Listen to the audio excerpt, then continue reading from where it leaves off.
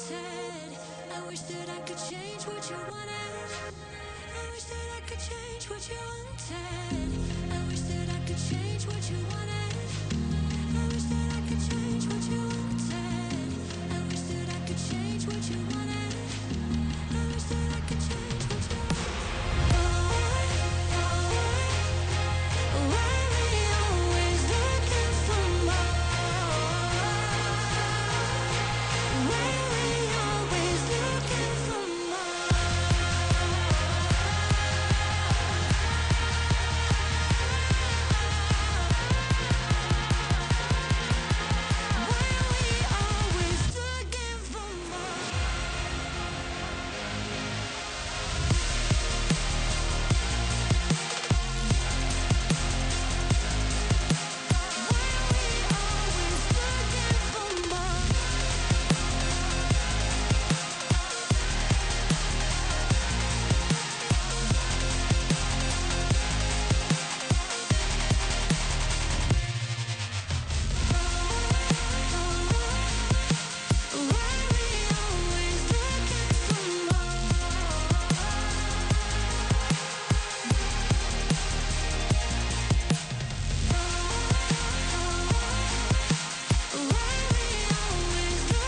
for more?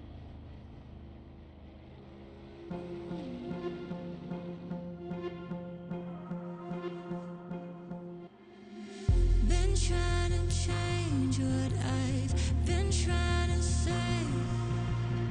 Words don't come straight from my head to my mouth. It's such a shame that it fell out of place. Was never me that was bringing you down. Why we always looking for more? Why we always looking for more?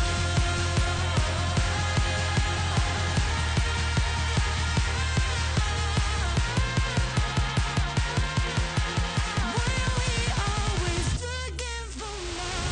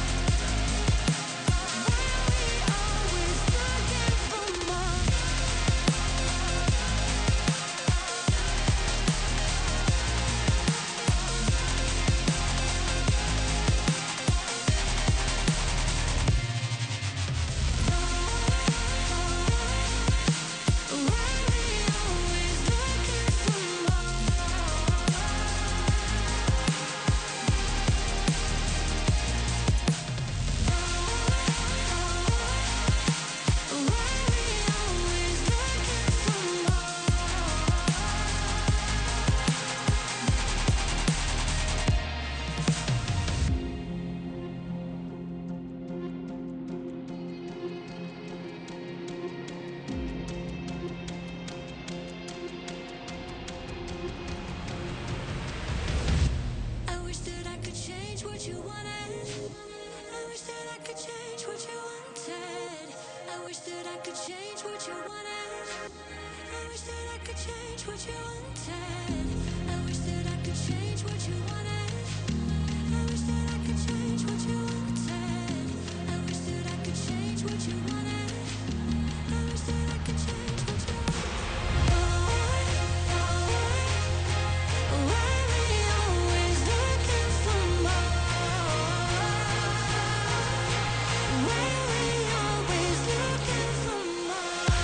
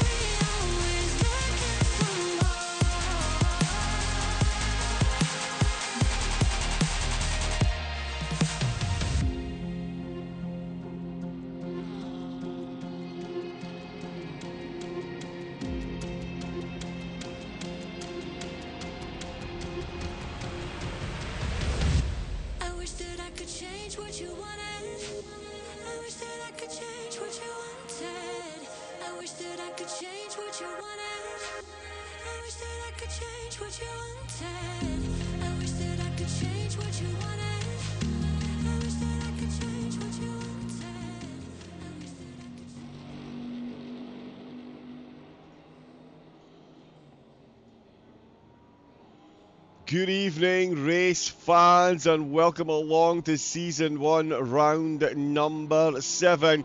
It's the Indy SuperSprint. Oh yes, Indianapolis will see the drivers dueling out in the penultimate round before we head to Imola.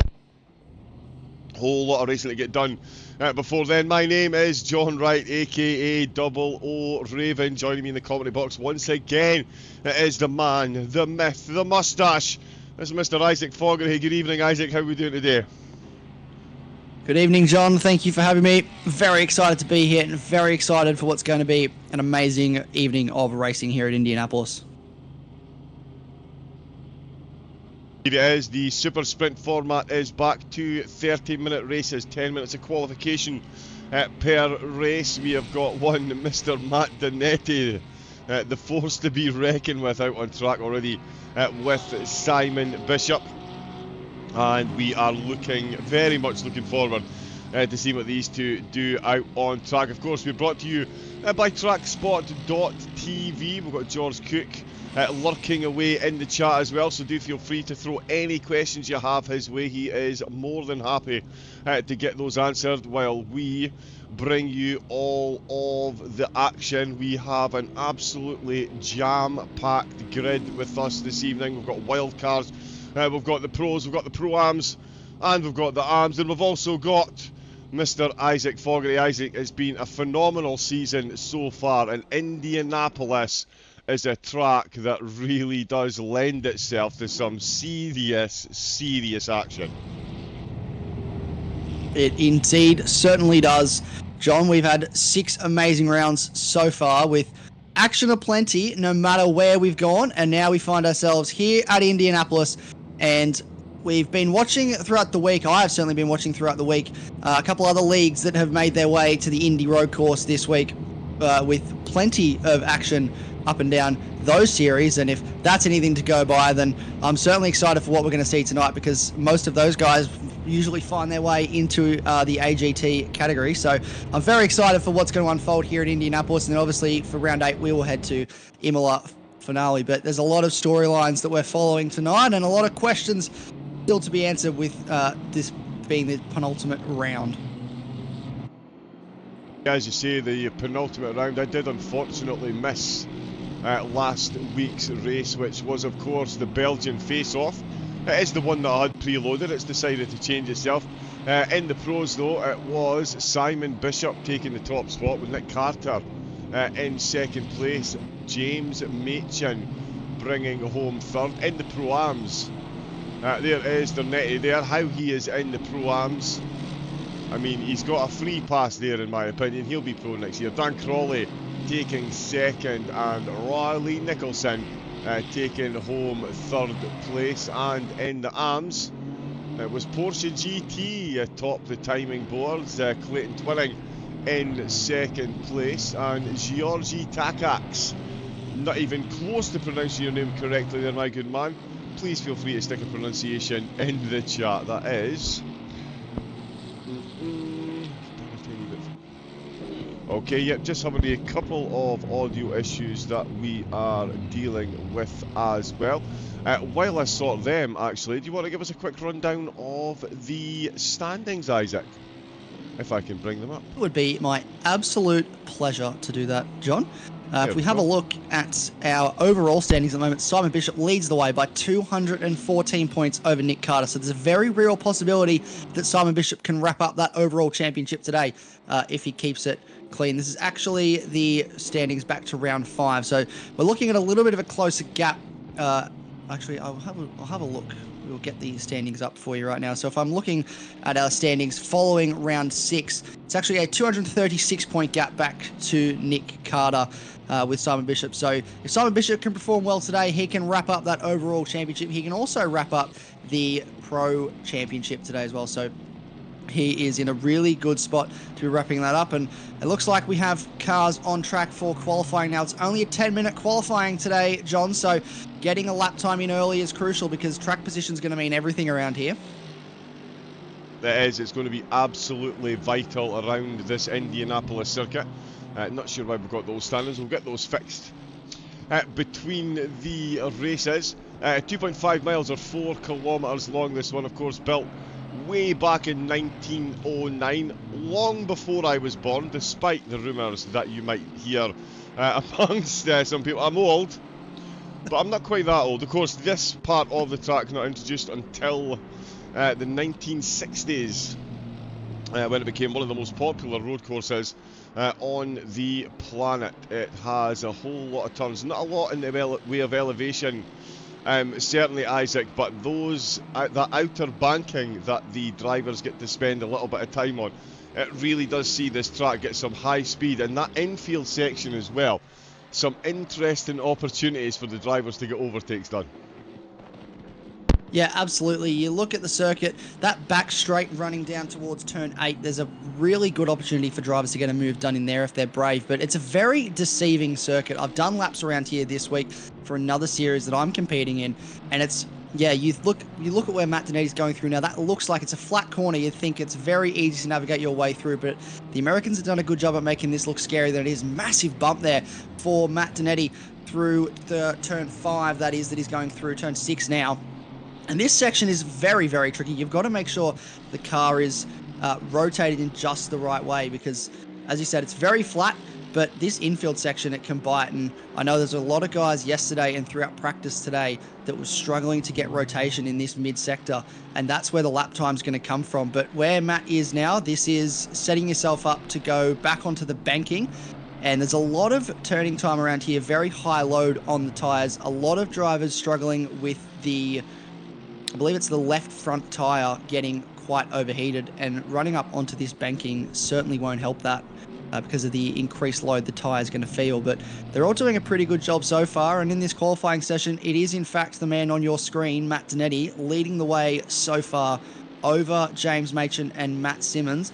Simon Bishop, 1.8 seconds off the pace at the moment, John, but I don't think it's going to stay that way for too long. I don't expect him to stay all the way down there. Yeah, no, I expect that gap will massively close. This is one of these tracks where the drivers can definitely keep it close to one another in the timings. You can see they're only a tenth and a half. Oh, sorry, 3/10 between Machin and Donetti. In fact, all the way down the grid. We've got Stewart down there, 10 seconds down. We'll definitely see quicker times. Twining is in the pits with 4 minutes to go. That could be a problem. Tikax coming around the last corner, or just coming into the final couple of corners. We'll see if he can. That one always throws me off. It looks so much like the last corners are coming to the last chicane.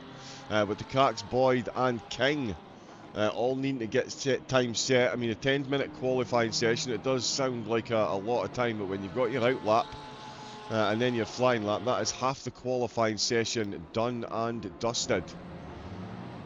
Yeah, so that's exactly right. It's such a quick lap, but it's such a quick session as well. So they've got to make sure that they really nail that lap, because you might only get one. It's really easy to invalidate the lap around here as well. Slightly wide on the final corner even will invalidate your lap, and there's all your hard work in just one lap gone already. So these guys want to make sure that they nail this session really, because it's going to be hard to move forward. There's minimal overtaking opportunities around here, and I'm just having a look at the moment at any drivers that might be up. Simon Bishop's improving by about half a second currently, but that seems to be the major improvement right now. He sits 4th at the moment in the standings, and he's coming through the final section. There he is on our screen, coming through the final section of the corners now, through the final corner. Running slightly wide here, can invalidate your lap, but he keeps that one nice and clean as he come across the line. Where's that going to put him? Going to put him to 2nd place. So that is very close, actually, within a 10th of Matt Donetti. So the pressure now jumps back to Matt Donetti to see what time he can do to hold on to that pole position. His first pole position, it would be in AGT if he can pull it off. Not to put the commentator's curse on him, but that would be his first pole position if he could pull it off. Speaking of people that are doing a great job at the moment, John, Will Morgan down in 3rd place, making his debut for Adrenaline GT today, and certainly not his first rodeo in the sim racing world. He's done a lot of running in the Oz NZ Endurance Series, but this is his first foray into the AGT world tonight, and he's doing a great job so far, sitting in 3rd place. Yeah, sitting in 3rd at the moment, no mean feat in this field. As you mentioned, some of the bigger qualifying competitions taking place this weekend. No surprise, Dernetti was up near the top. Him and Bishop, look, what a battle this is. I'm so excited for this race. Less than a tenth separate Bishop and Dernetti. Now that could be a phrase we will use the entirety of the race. It has been spoken here before, and I do expect it will be again. They've got a 3/10 gap back to Morgan. Morgan's time almost identical with Machin and Simmons, trying not to be forgotten in that Mercedes. And to be fair, that is an absolutely mighty time that Simmons has got in already with that Mercedes. That is no mean feat. Dernetti in the Aston, excel in the Aston as well. The quickest Ferrari is Silver, down in 7th position. And any talks of Meta McLarens on ACC? I think not, baby puppy. As Gordon currently in 11th position. The lead Porsche, that belongs to Burrows. A little bit of silence here as we'll listen to that ridiculously phenomenal sounding engine. Pity we can't get chase camera here. Slight limitation on the cameras this week, so we will be sticking in this particular one. Hopefully we do still get to see all the sights and sounds. But again, Isaac, we've got a solid mix of talent on the grid and a nice little mix of cars. That is 5 different manufacturers in the top 5. That is what we'll love to see in motorsport. Yeah, absolutely. And it just shows how well the LFM balance of power works in this series for these cars. You know, there's a lot of talk about, you know, the BMW and the Mustang are what they call the meta cars, but these guys are doing a really good job of pushing these cars to their absolute limits, and it's great to see 5 different manufacturers in the top 5. Speaking of guys doing well, Matt Dernetti is up on his best time at the moment. I believe he's still first, and he looks like he's going to extend that lead out a little bit over Simon Bishop, who you can see on your screens at the moment. Dernetti crosses the line, and he jumps to 3/10 clear of Simon Bishop. We'll have a look where Simon Bishop is. This is the man that can unseat him for pole. He's a 10th down at the moment. In the first sector coming down towards turn 8. This is a very heavy braking zone. If you get it slightly wrong, the car will carry way too much speed and you'll set yourself up to go through this next set of corners all wrong. So car positioning here is very important, and he's doing a really good job so far. This man has got a lot of experience, but his lap is invalidated. He used too much curb there and invalidated his lap, which means that's it for Simon Bishop. Will Morgan jumps up to 4th place on the buzzer. So gets in right on the word go. And that is it for qualifying, John. There you go. That is it. There is our results. Indeed, yeah, just like that. Everyone is back into the pits. Oh, let's talk about it being close, ladies and gentlemen. Race fans, young and old. They've equalled one another in Sector 1. 31.087. That is quite frankly ridiculous. I think what even lends to the ridiculousness is the fact that for the other 2 sectors, Dernetti has managed to find 3/10 on Bishop. Let's just let that sink in for a minute. It's crazy, absolutely crazy. So Dernetti leads the way from the Pro-Ams. Yep, he's got himself a free championship there. Oh no. Oh, panic station set in. I thought I'd hit the wrong button there. We do love the fluid, intuitive UI that Kunos have gifted the console players. Said no one ever. Bishop leading the way in the pros. Machin, Morgan and Simmons will follow him along. Excel in the arms. What a showing from the arm driver. Up in 6th position overall and got 6 cars between himself and the nearest arm. Silver is currently in 2nd for the Pro-Ams, with King in 2nd for the Arms in 13th. He's ahead of the rest of the Silvers as well. Gordon in 3rd for the Silvers. Crawley in 4th. Shepherd's down in 16th position. That's an interesting position, Isaac, for Shepherd's in the Ferrari. We know the Ferraris are going to struggle around here against some of these more top-end heavy cars. But certainly Shepherd's, he's got his work cut out for him. That is a lot of Pro-Ams. And Arms, he's got ahead of him on the start line. It's going to be an interesting run off the line for him.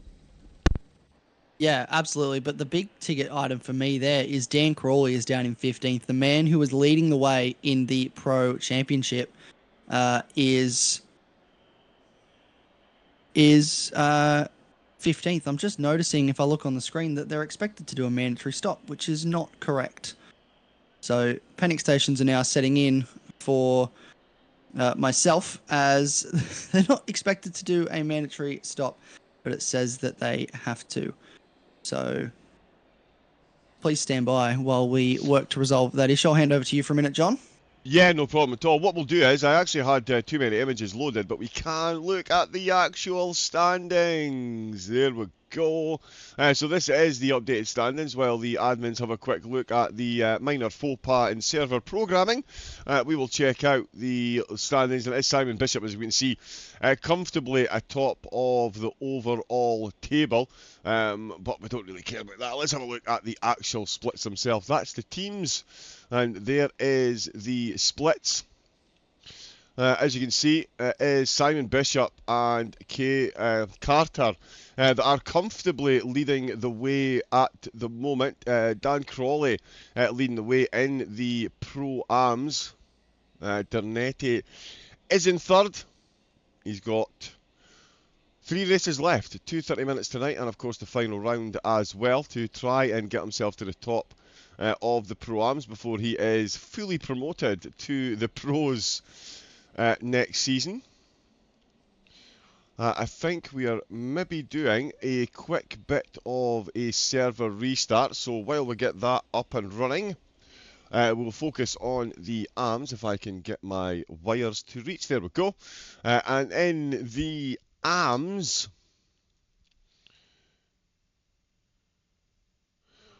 we've had a bit of an issue there. Error report submitted. Bear with us a second. We will be right back.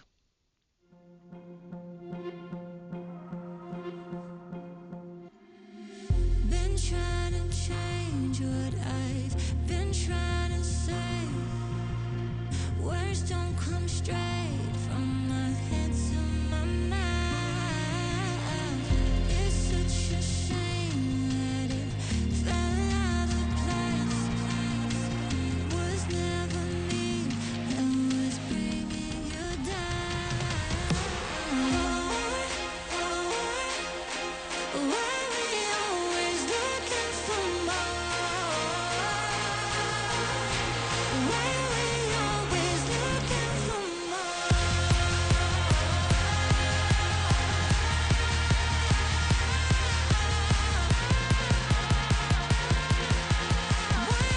Always looking for more.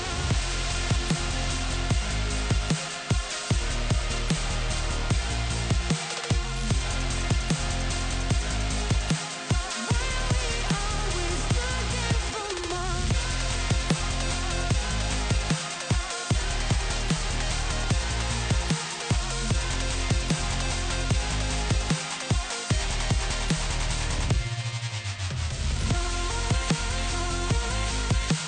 Why we always looking for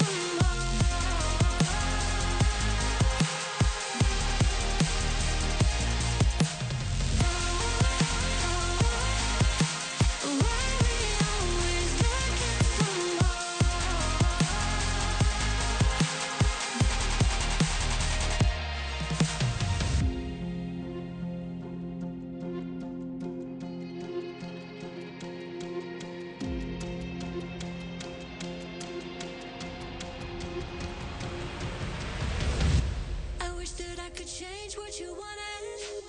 I wish that I could change what you wanted. I wish that I could change what you wanted. I wish that I could change what you wanted. I wish that I could change what you wanted. I wish that I could change what you wanted. I wish that I could change what you wanted. I wish that I could change what you Why we always looking for more? Why we always looking for more?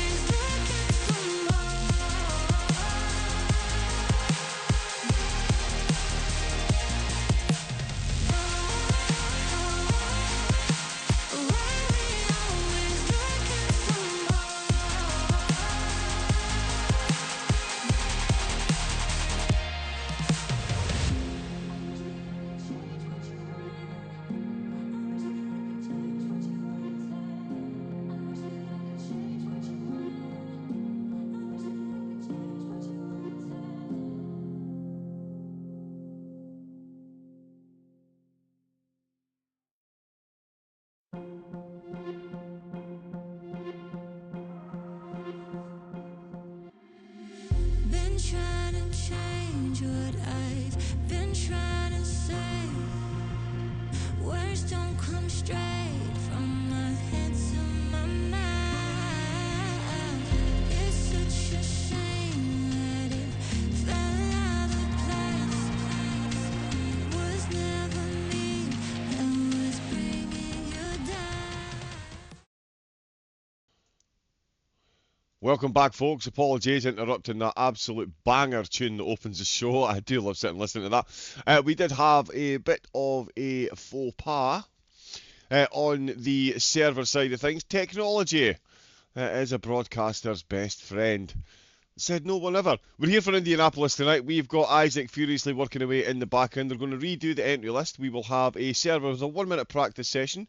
Of course, the qualifying results have been maintained. So Isaac's fast fingers furiously working away to get the drivers in the correct order. Once they're back out on track, as I say, we'll have a 1-minute practice session, and then we will be in to race number 1 from round number 7. We've got 1 round left to go at Imola. It's been an incredible calendar so far. We've had Spa, we've had the Nürburgring, we've had Zandvoort. What a track Zandvoort is. Doesn't get anywhere near the love it should. And then, of course, we had Suzuka, the Texas Showdown. We had Zolder as well, another one of my all-time favourites, in Indianapolis tonight. And if you thought that calendar was good, get yourself over to the AGT Discord and check out the calendar for Season 2. Sign-ups are absolutely still available, so make sure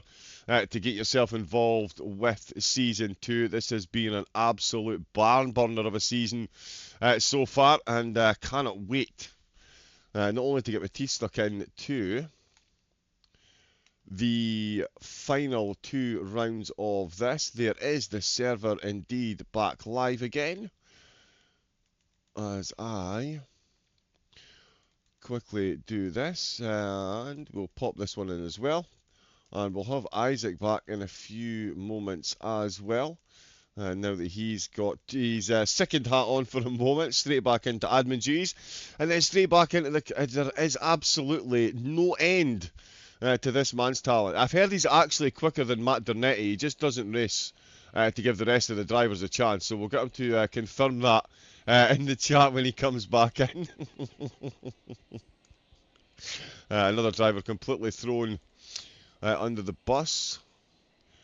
We do seem to have some completely different names on screen. Now, can I change that?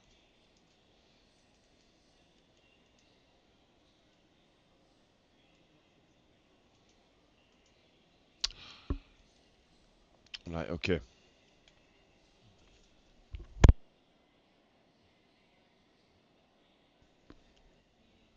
There we go. Yep, so they're actually appearing as their console names for this one. Because it wasn't a forced entry list, we've got someone just teleporting back and forward to the pits, but we can see OzXL there up in 6th position again, leading the way for the for the AMs. An absolutely phenomenal performance. Stone Harbour down in 16th.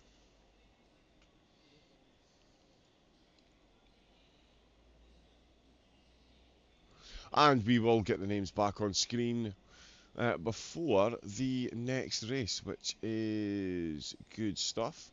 We'll get a quick look. We can confirm there are cars now out on track. There we go.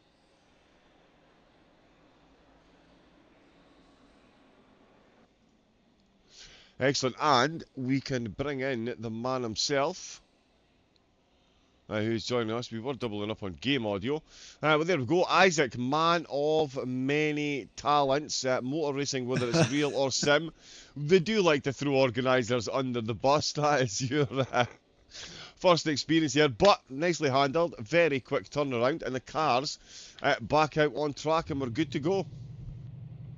We certainly are. You'll be seeing a few different names on screen now. That's just because we had to do a little bit of a little bit of movie magic to get the grid set for this race, but never fear, as you mentioned earlier, John, the names will be back for race 2. So I am happy to help out. If anyone needs to know who someone is, I'm happy to tell you. I should know them all by now. I've looked at their names on Discord and on the streams enough, but we're all locked in and good to go now, and we're starting the formation lap. So we are good to go. You can see Simon Bishop is rolling away at the moment off the starting grid.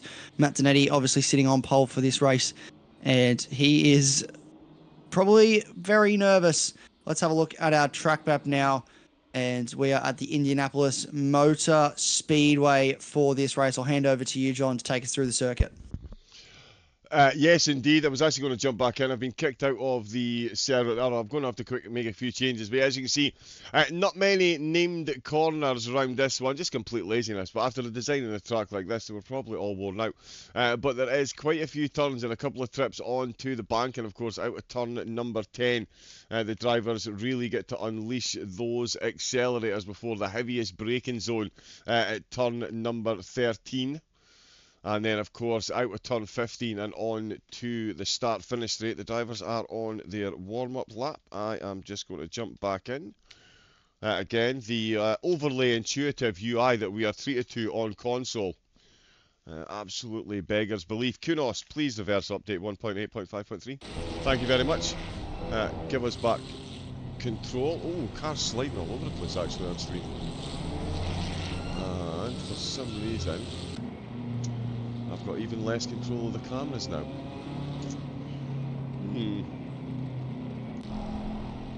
The good old technical difficulties issue is running rampant at the moment. I can confirm no one has started the race yet. We're still making our way through the formation lap with Matt Donetti leading the way at the moment.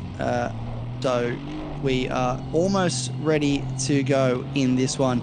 You can see there he is, Simon Bishop as well. We'll be looking to make a move into turn 1. Matt Donetti, famously not great at making it through turn 1 alive. He always finds a way to be a magnet for someone's front bumper. So hopefully he can do that today and make his way cleanly through turn 1. Yeah, we might need to do a bit of trickery once the race starts to get camera control. If I hit drive at the moment, we won't get back to this menu, and we can't change cameras. So we will try and catch as much action as we can from this angle, and then once the drivers have actually started the race, we'll see about getting ourselves back to helicam.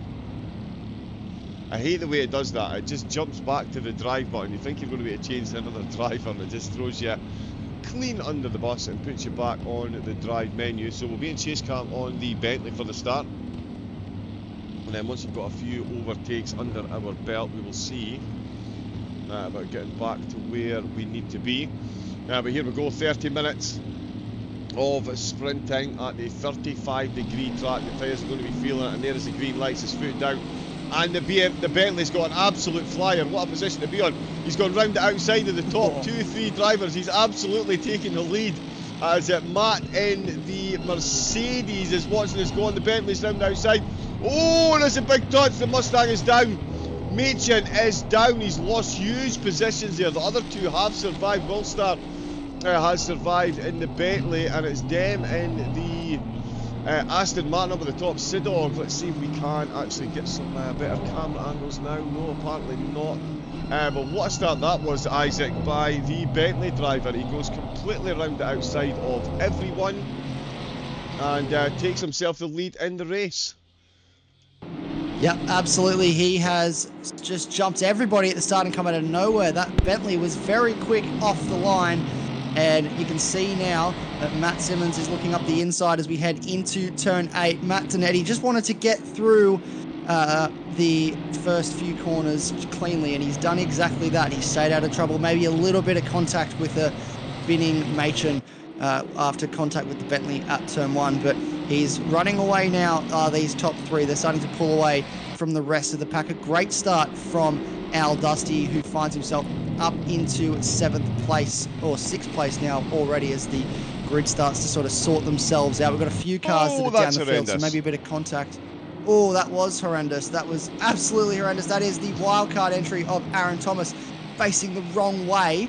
And that is down. He's doing donuts now. I believe that's down at turn 13. That's 13. That is turn 13. Aaron Thomas, oh, absolutely flopping about. Oh, and there's another car completely stationary there as well. Wow, a couple of cars stationary. Heartstopper. Yeah, that is. It does seem it's XL. It is XL. Yes, XL had to start from the lane. Oh, did he have to start from the lane, Isaac? He had a glitch. He could not control the car and had to return to the lane. He was expressing some very much frustration, but he's been encouraged by his team boss to push on for this one, and that's exactly what he's doing. So very frustrating. That's a common glitch with this game where the menu will freeze and you're not able to control anything. I've had that before myself. It's especially annoying when, like XL, you could qualify well. He was P6 on the grid and he will not be happy, but there's a lot of still. It's only half an hour, but there's still a lot of time to go in this race. So he'll put his head down, try and make up some places. He's certainly very quick around here. So a long way to go in this race for these guys. But yeah, very frustrating for the wildcard entry of Aaron Thomas in the 111 Mustang. But they're doing a great job at the front at the moment. Will Star leading the way with Matt Zanetti right in behind Simon Bishop at the moment, and that is James Machen on the screen, who had that early spin. He is now trying to find his way back. So there's a car going slowly. I believe that's Porsche GT.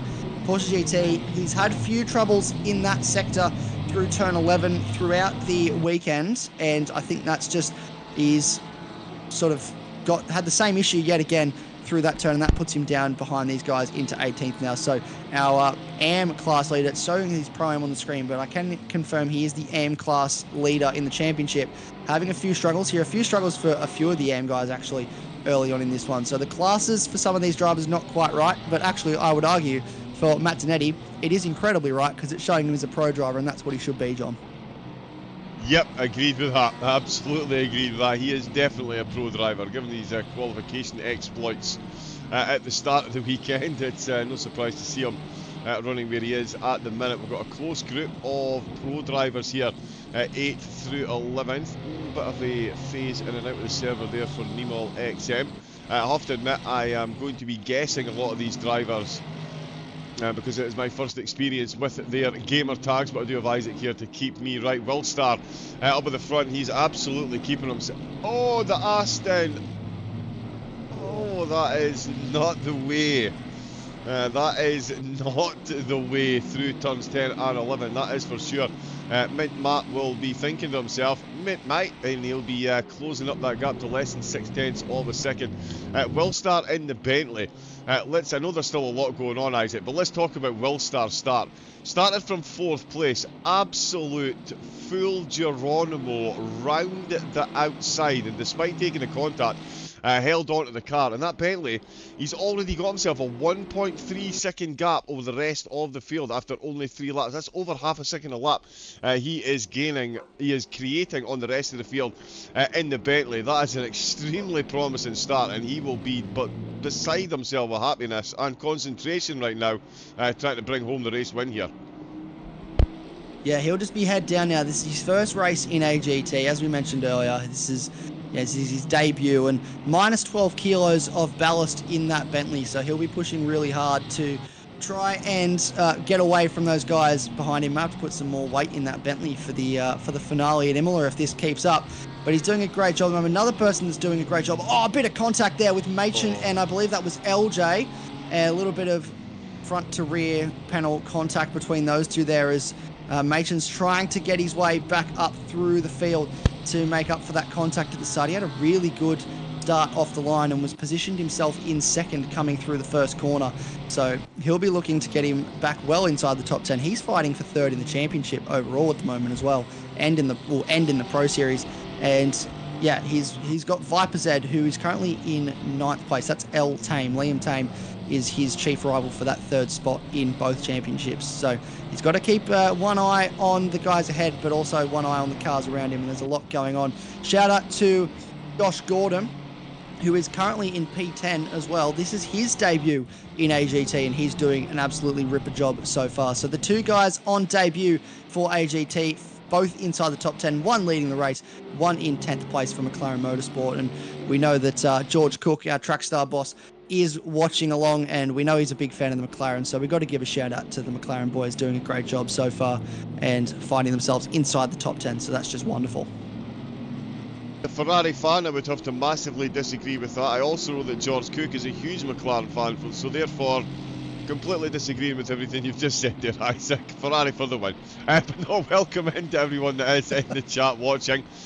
I hope you are all enjoying the action. I've just got the chat open as well, so I can see a few bits and pieces there. George Cook will try his best to scream for the McLarens, but everyone knows Ferrari is best. And I'm Scottish, how could I possibly be wrong? Nick in the Mustang in 5th position. He's got half a second to make up on Matt ahead again through this infield section. You absolutely love to see this. I'd love to get a better camera angle, but technical problems are slowing us down. And in fact, speaking of technical problems, he had a technical tap in turn number 1. He's had a technical tap through turn number 11. Where are we going to see another double tap through turns 9 and 10? He's got Exult and a driver I know very well indeed, Mr. Stone Harbour, in 11th position at the minute. But Machin, I think, is going to be the one to watch here.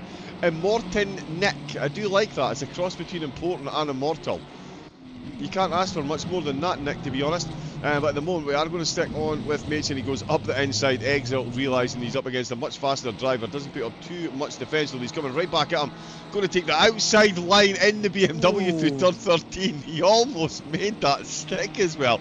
Machin does well to hang on to that position, but yeah, Exult certainly not giving up the fight on that one too easily. That is for absolutely sure, and there is confirmation. Machin is ahead. He's now closing in on Stone Harbour. We've got Viper Z and Den.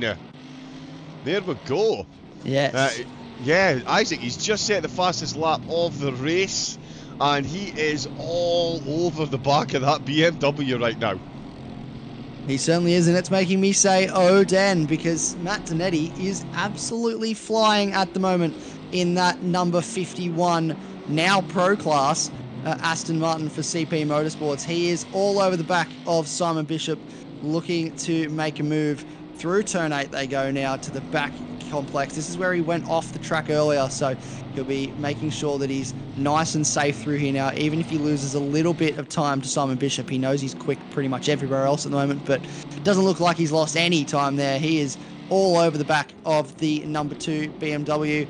And Simon Bishop, he's just looking to put on a good result today. If he can finish well here and finish ahead of his rivals in Nick Carter, which is a more to Nick, James Machin and Liam Tame, he can wrap up the overall and the Pro Championship today. So he can walk away from this race a champion if he does the job well, and that's all he'll be doing. He'll still want to fight for position. These guys all want to fight for position, but he'll be thinking more about the championship. Not sure.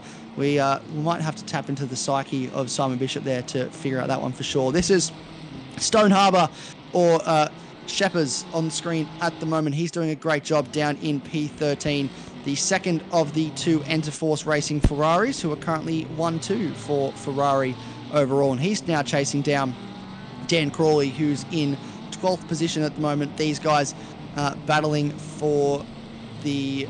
Well, no, actually, they're not battling for Pro, because Dan Crawley is a Pro-Am driver. It's registered him as a Pro. So everything's a little bit backwards at the moment, but we promise it will be fixed for race 2. We have a 5-minute interval between the end of this race and when we go qualifying for race 2. So there'll be time for the admin to fix those issues between those races. But these guys doing a really good job at the moment. LJ doing a great job down in P14 as well. Just looking through the grids at drivers that are currently in a little bit of a battle. We've got Viper Z and Chipperton in the Porsche, who Chipperton on for one of his best results of the season, I would think, up in P8. He struggled a little bit for pace in that Porsche this season, and it's been confirmed he'll switch to the Mustang for Season 2. He's a lot more comfortable in the Mustang, so we'll see him in the Mustang for Season 2. But, John, I have to say, that Porsche is one of my favourite sounding cars on this game, if not maybe of all time. It does sound absolutely incredible. For me, it's that and the Mercedes. such contrasting engine sounds. The Porsche much higher pitched, of course, than the mighty Mercedes. The Mercedes does actually sound like the god of thunder himself. But yeah, there is no arguing with the noise that comes out the back of that Porsche. Certainly the flames coming out the back of that exhaust when they're changing down gears, it does look very, very, very good at night. And the Porsche always coming under pressure, actually. Viper Z thinking about it in turn 1. The Porsche is obviously going to be more bogged down on the straights through the twisty stuff, though. It is a nimble little machine, and there we can see just how nimble it is compared to the BMW. Absolutely leaves them standing through those middle corner phases. And the Porsche getting it done exactly where he needs to keep that gap. Still up at the front, the top the top 3 are battling away. Willstar in the Porsche, making his in the Bentley, making his debut, and what a debut is. He's 3.5 seconds ahead of the rest of the field, and that gap is going to keep increasing because these two drivers are still absolutely going at it. Much more evenly matched, the Aston and the BMW in a straight line compared to the Porsche and the BMW. And it is the Aston at the minute that is doing the chasing. Got that fastest lap as well still. Only 7 laps in. Well, only 7 laps in. Well, we're 13 minutes into the race. Where does time go? It just absolutely flies by with these races. Viper Z still trying to close in on Chipperton. And where is Machin? Machin, he's gone past Exult. Oh, and in fact, Stone Harbour's dropped another position. Stone Harbour has dropped another position, and there's white flags waving. Doesn't look like he's carrying any damage, but he is down to 14th. 15th position as Retcon goes, but 16th position. He's down in 17th. He may have spun.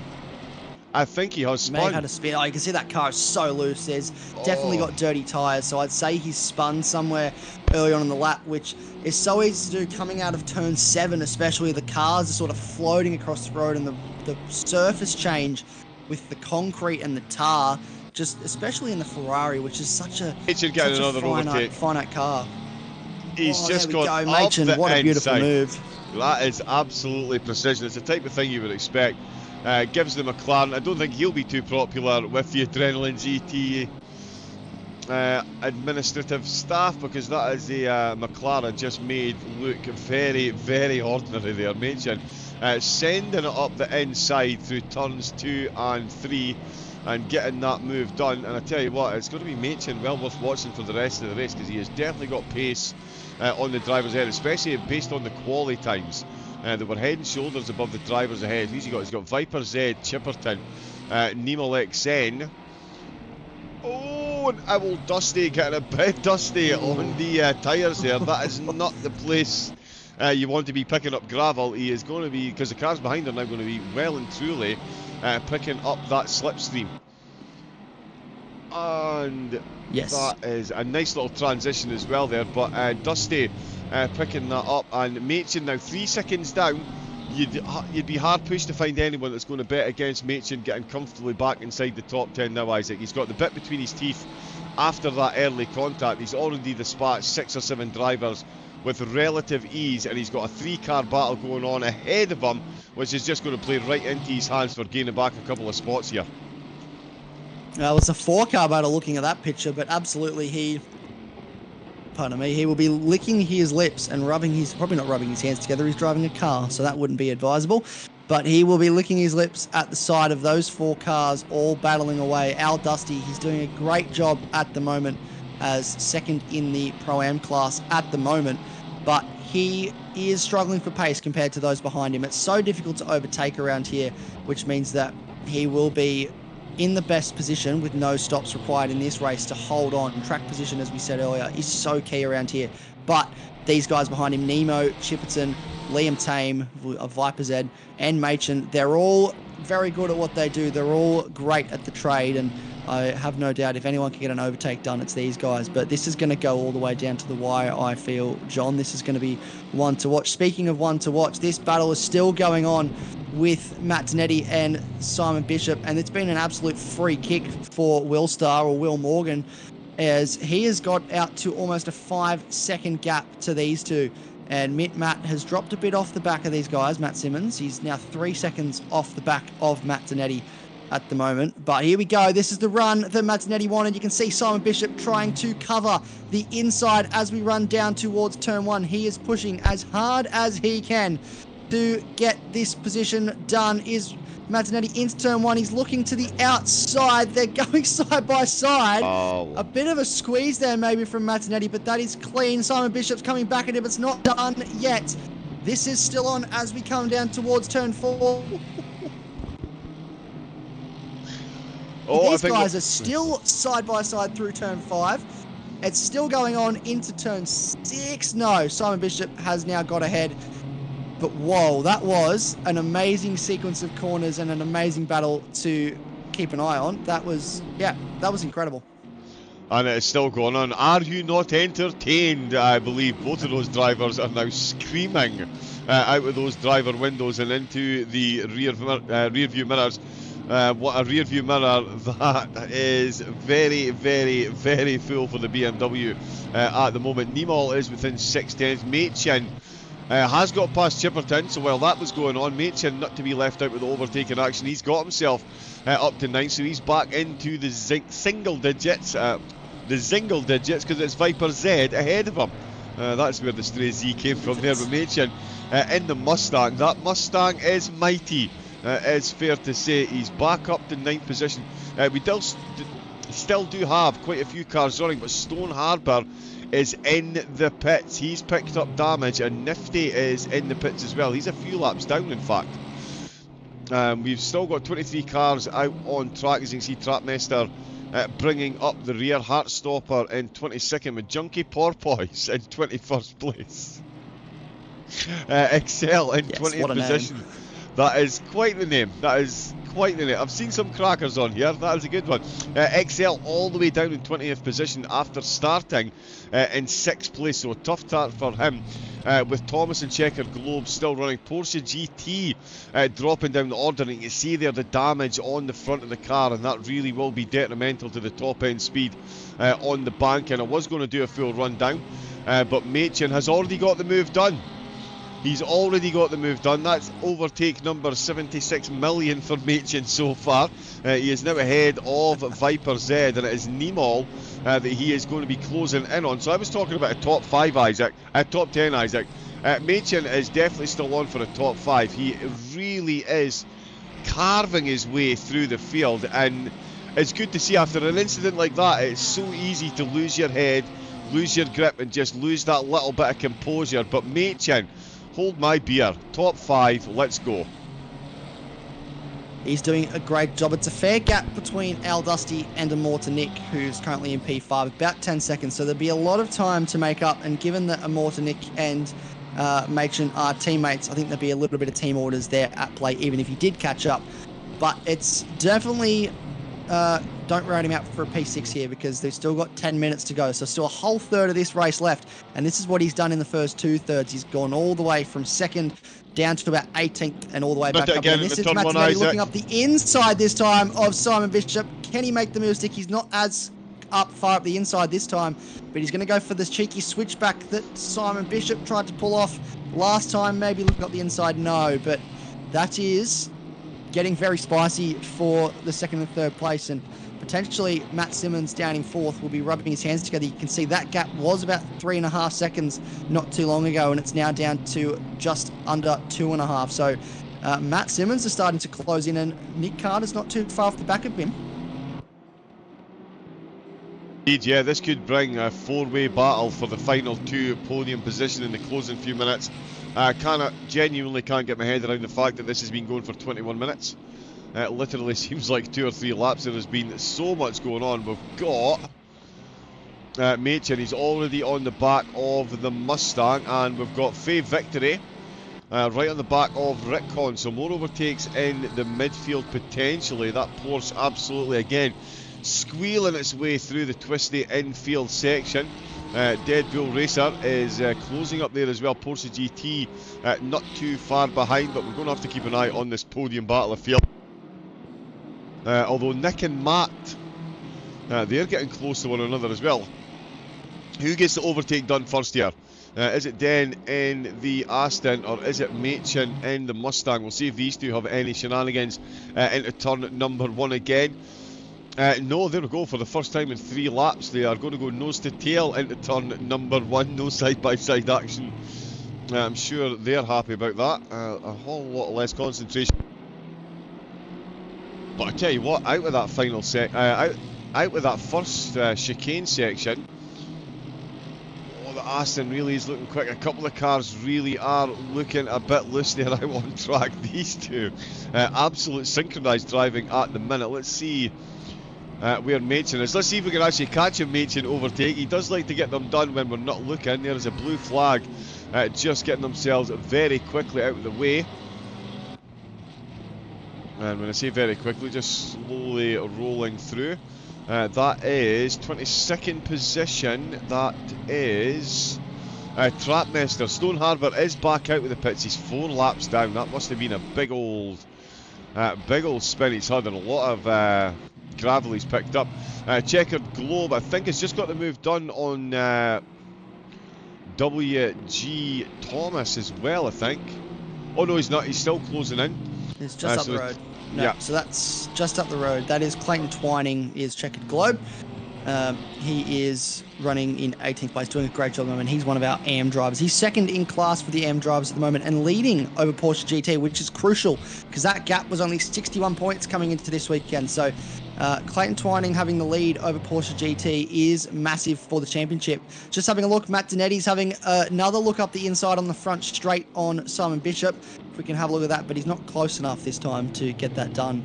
But just looking as well, we've got Machin's now sizing up a run on Nemo, Cameron Neem. These guys both hard inside against the pit wall. Nemo's not giving him any sort of leeway here as they come down towards turn 1, and much like Matt Donetti, I don't think James Machin is going to be close enough to make the move stick as they enter turn 1. But this is some great racing here. You wouldn't, as you mentioned earlier, you wouldn't think that it has been 25 minutes, almost 24 minutes in this race. No one would think we've been going for that long. 14 laps. It's just been battle after battle going on up and down the field, and this has been great for Will Morgan on debut, 8.5 seconds ahead of Simon Bishop. And as I predicted, John, it looks like a little friend is starting to get involved in this battle for the podium, and Matt Simmons is getting ever closer to the back of these boys. He is, yeah, and Viper Z is being invited back into this battle with Machin as well. He's now within slipstream range. So Machin, for the first time in the race, has found himself with an extremely difficult overtake. This is the longest it's taken him to get an overtake done. The two Mustangs more than evenly matched, of course, and Viper Z is going to be doing his best to catch up there. Gord's in 11th as well. He's looking to crack the top 10 at the expense of Chipperton. McLaren versus Porsche. Right on the edge of the top 10. This one you would think would be in the favour of the McLaren, but Chipperton so far has put in an almighty performance in that Porsche. We've also got Faye Victory and Deadpool Racer getting themselves nice and close, and XL looking to get himself further inside the top 20 again. He's only half a second behind Aaron Thomas, so a great drive there. It does look like Nifty is retired, unfortunately. So yeah, big crash for him at the start. I've seen him drop out of the race. We've got Rick Conn still giving up the slipstream in that Porsche, although as I say that, the Aston takes a much wider line. The Porsche going mega defensive early doors, and it's going to be all for naught. We can see there the straight drag run. Oh, that BMW in the background absolutely bouncing off the wall. The Aston man looks to the inside line as the Porsche comes back onto the racing line. No manoeuvre to be found, but Deadpool Racer, oh yeah, he's another driver that's absolutely licking his lips at the double overtake opportunity. He's going to be presented pretty soon, you would think. Still 3:10 separating the top two, and the driver has had very little camera time at all. So let's have a look at the Bentley after that worldly of an overtake to start the race.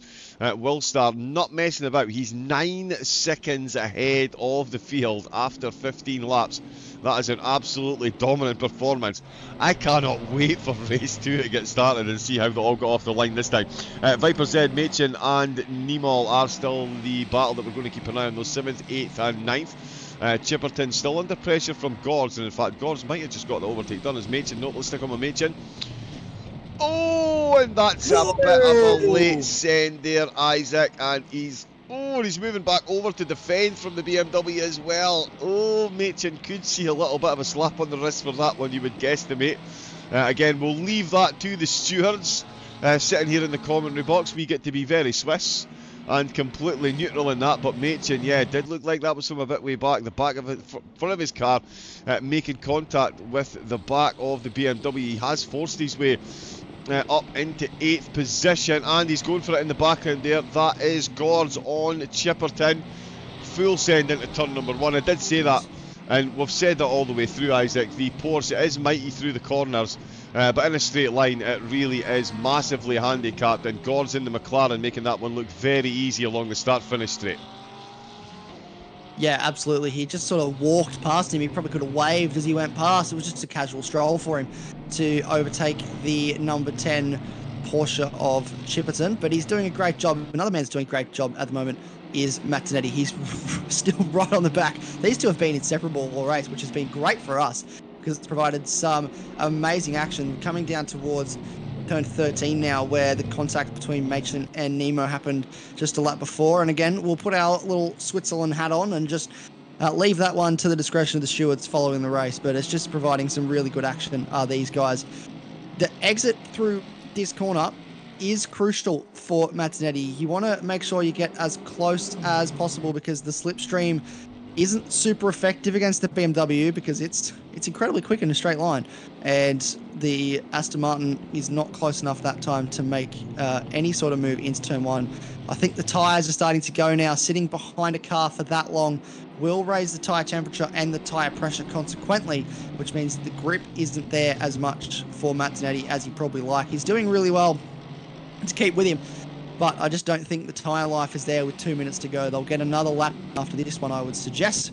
But I would say, yeah, it's going to be very difficult from here to overtake. He'll just be missing that front end bite that he really needs to get the rotation through the corners and get the exit. He's nice and close on the exit of turn 7 to the back of Simon Bishop. Can he make the move, stick on the rundown towards turn 8? He's not close enough again. That BMW straight line speed coming in clutch for Simon Bishop, probably saving him here. I think if he was in any other car, this move would have been done a long time ago on Simon Bishop. But that BMW straight line speed, John, is doing him a world of good at the moment. Yeah, it really is. It's absolutely keeping him ahead. Are we going to see any last lap lunges? We will certainly find out very soon because we're fast approaching the last lap. We need to get a petition and get these races for about 3 weeks long, I think. Just to make sure we can let the drivers really entertain us, because they just do not slow down at all. Rick Conn in the Porsche, he's not long been overtaken by LG15, who's made a phenomenal breakaway to try and break off that slipstream, but it's not quite working out in his favour as Dead Bull Racer bringing up the rear of this little pack. Again, Stone Harbour down in 23rd position, heartbreak for him. He was inside the top 10. Viper Z, as he... Oh, he's got past Nemol. He has been overtaken by Machin. Nemol is still closing in on that one as well. I'll tell you what, he's hanging with Machin, that is for sure. Although, as I say that, Machin gets an absolute worldie out with turn number 1. Scene of the crime, some might say. A couple of laps to go, 20 seconds left on the clock, so this is going to be the final lap for these drivers. It's going to be the final lap for this driver in the Bentley. What a performance to make your debut. That is how you stamp a marker. You start in 4th, you vault the top 3 into turn number 1, and you disappear off into the distance with a 9.5 second gap. The Bentley is back, ladies and gentlemen. We've got these two, Danetti still battling away for that final podium position as well. Viper Z and Nemo still very much in the hunt for positions as well. And Victory, Dead Bull Racer and Rick Conn all looking to swap positions if they can. Dead Bull Racer, oh, that is very close. Nope, he's backed right out of that one. Let's make sure. Oh, and he's crossed the line. That is how much action is going on. Wilstar has crossed the line in the Bentley. He's taken the checkered flag. Congratulations. What a race win that is. 2 tenths separate the final 2 podium positions as Campbell and Danetti come across the line. There is Mint Matt in the Mercedes in 4th. Portent Immortal Nick, both of the M's in 5th position. Dusty getting 6th. Machin got himself back up to 7th position. Quite the drive for him. The stewards might be wagging their finger a bit. We'll see what they say. Nemol in 9th, and Gords rounding out the top 10. Chipperton, what a drive in the Porsche to see him in 11th. Exult, another driver dropping down the order. He's taken 12th place with LJ now coming round the last corner himself in the Ferrari. He's going to get 13th with Victory in 14th position. Rickon and Dead Bull Racer close in behind. So close in some of these groups. Thomas finishing in 17th. Checker Globe a bit down the order in the Aston. We'll see what he can do in race 2. We'll get the Pro-Ams and the Pro-Ams and the Ams all separated out for race 2. But Porsche GT still finishing on just outside the podium, in fact. So big drop down the order for Porsche GT as well. Junkie Porpoise in 20th position. Trapmister took the checkered flag for 21st with Heartstopper. Finishing, let me see if we can get this to work now, in 22nd position. We'll have in fact, to tell you what, I'm going to see if I can quickly grab the highlights as well while we're here. Yeah, there we go. We'll grab the highlights and we'll get a quick look at the results. But another race, round 7, race 1, Isaac. These drivers really don't know how to do anything other than absolutely put on a show. And that is an incredible win for the Bentley driver in his first race here at AGT. Yeah, he's done an absolutely brilliant job. There was never any doubt, really. This guy is just an absolute freak in some of the races that he does, and he did a brilliant job coming in today. He was up, maybe not the best qualifying result that he would have wanted. Maybe the Bentley's not the best in qualifying for him. We don't know. We'll have to find out when we go into the second qualifying session. But whatever he did between that qualifying and the race, it was an absolute bullet. He did mention he was having a slow puncture on all 4 tyres towards the end there, so losing pressure in the tyres towards the end. So he's pushing those tyres very hard, but he's done a great job. The other driver that's done a great job, and I want to give a shout out to, is Al Dusty in 6th place. He came back last week for the first time in 6 months, I believe, or since October, so a fair while, and he has a broken back. He's racing with a broken back, which is no mean feat. This man is sitting in the sim rig as we speak in a back brace. He was very sad when he couldn't race for such a long time, and he was desperate to get back in the rig and to do the amount of racing that he's done in a short period of time. He came back last week and got almost a top 10 result in the Zolder race, and then he's top 6 today in this race. I'm just absolutely in awe of what that man can do. That is incredible. I mean, it's a little bit insane, but that is absolutely incredible. And yeah, full play to him. But if anyone is out there, if you do get yourself an injury, we love to see you out on track. But please do make sure you fully look after yourself and you're fully healed before coming back. But yeah, finishing in the top 6 in this field with an injury, that is that's no mean feat at all. We are going to do a quick server restart, so we are going to have a quick bit of a break here while we confirm the server has reset. Isaac and myself will be back very shortly. Do stay tuned. It's round 7. It's race number 2. And after race 1, I guarantee you'll all still be here when we get back. We will see you in a few short moments.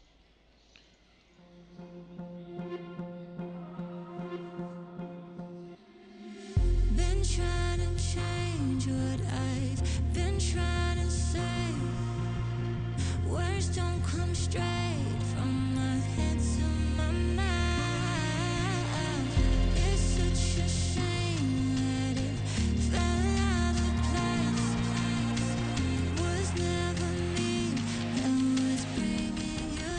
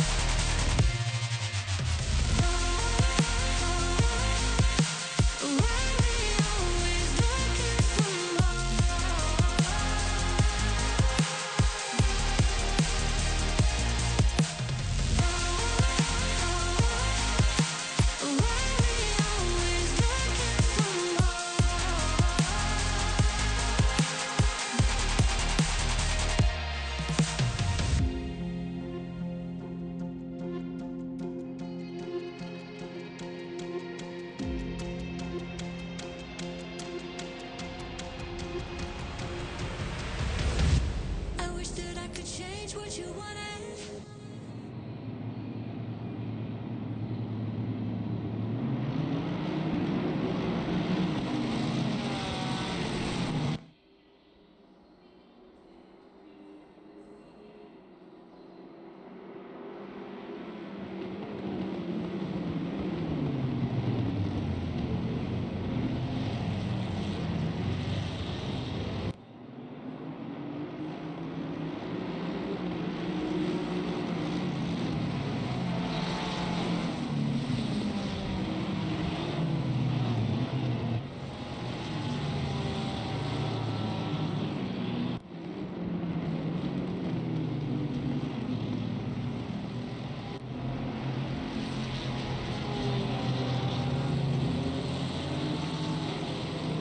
We'll get some highlights up on screen from race number 1. Oh, and there was the incident that saw some more damage being doled out further down the field. So yeah, we'll have a quick watch of some highlights. The server is being set up for race number 2.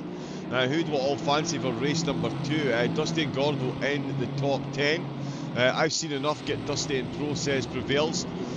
Yeah, would agree with that. We'd hate to be a steward, indeed. Indeed, it is a thankless task. Confirmation, Isaac now has job security for mentioning the mighty McLaren. Porsche GT is in the chat as well. Stone Harbour, there we go. Watch me use the oval instead of the road course, says Stoney. That's not a bad idea, actually. The laps would be a lot quicker as well.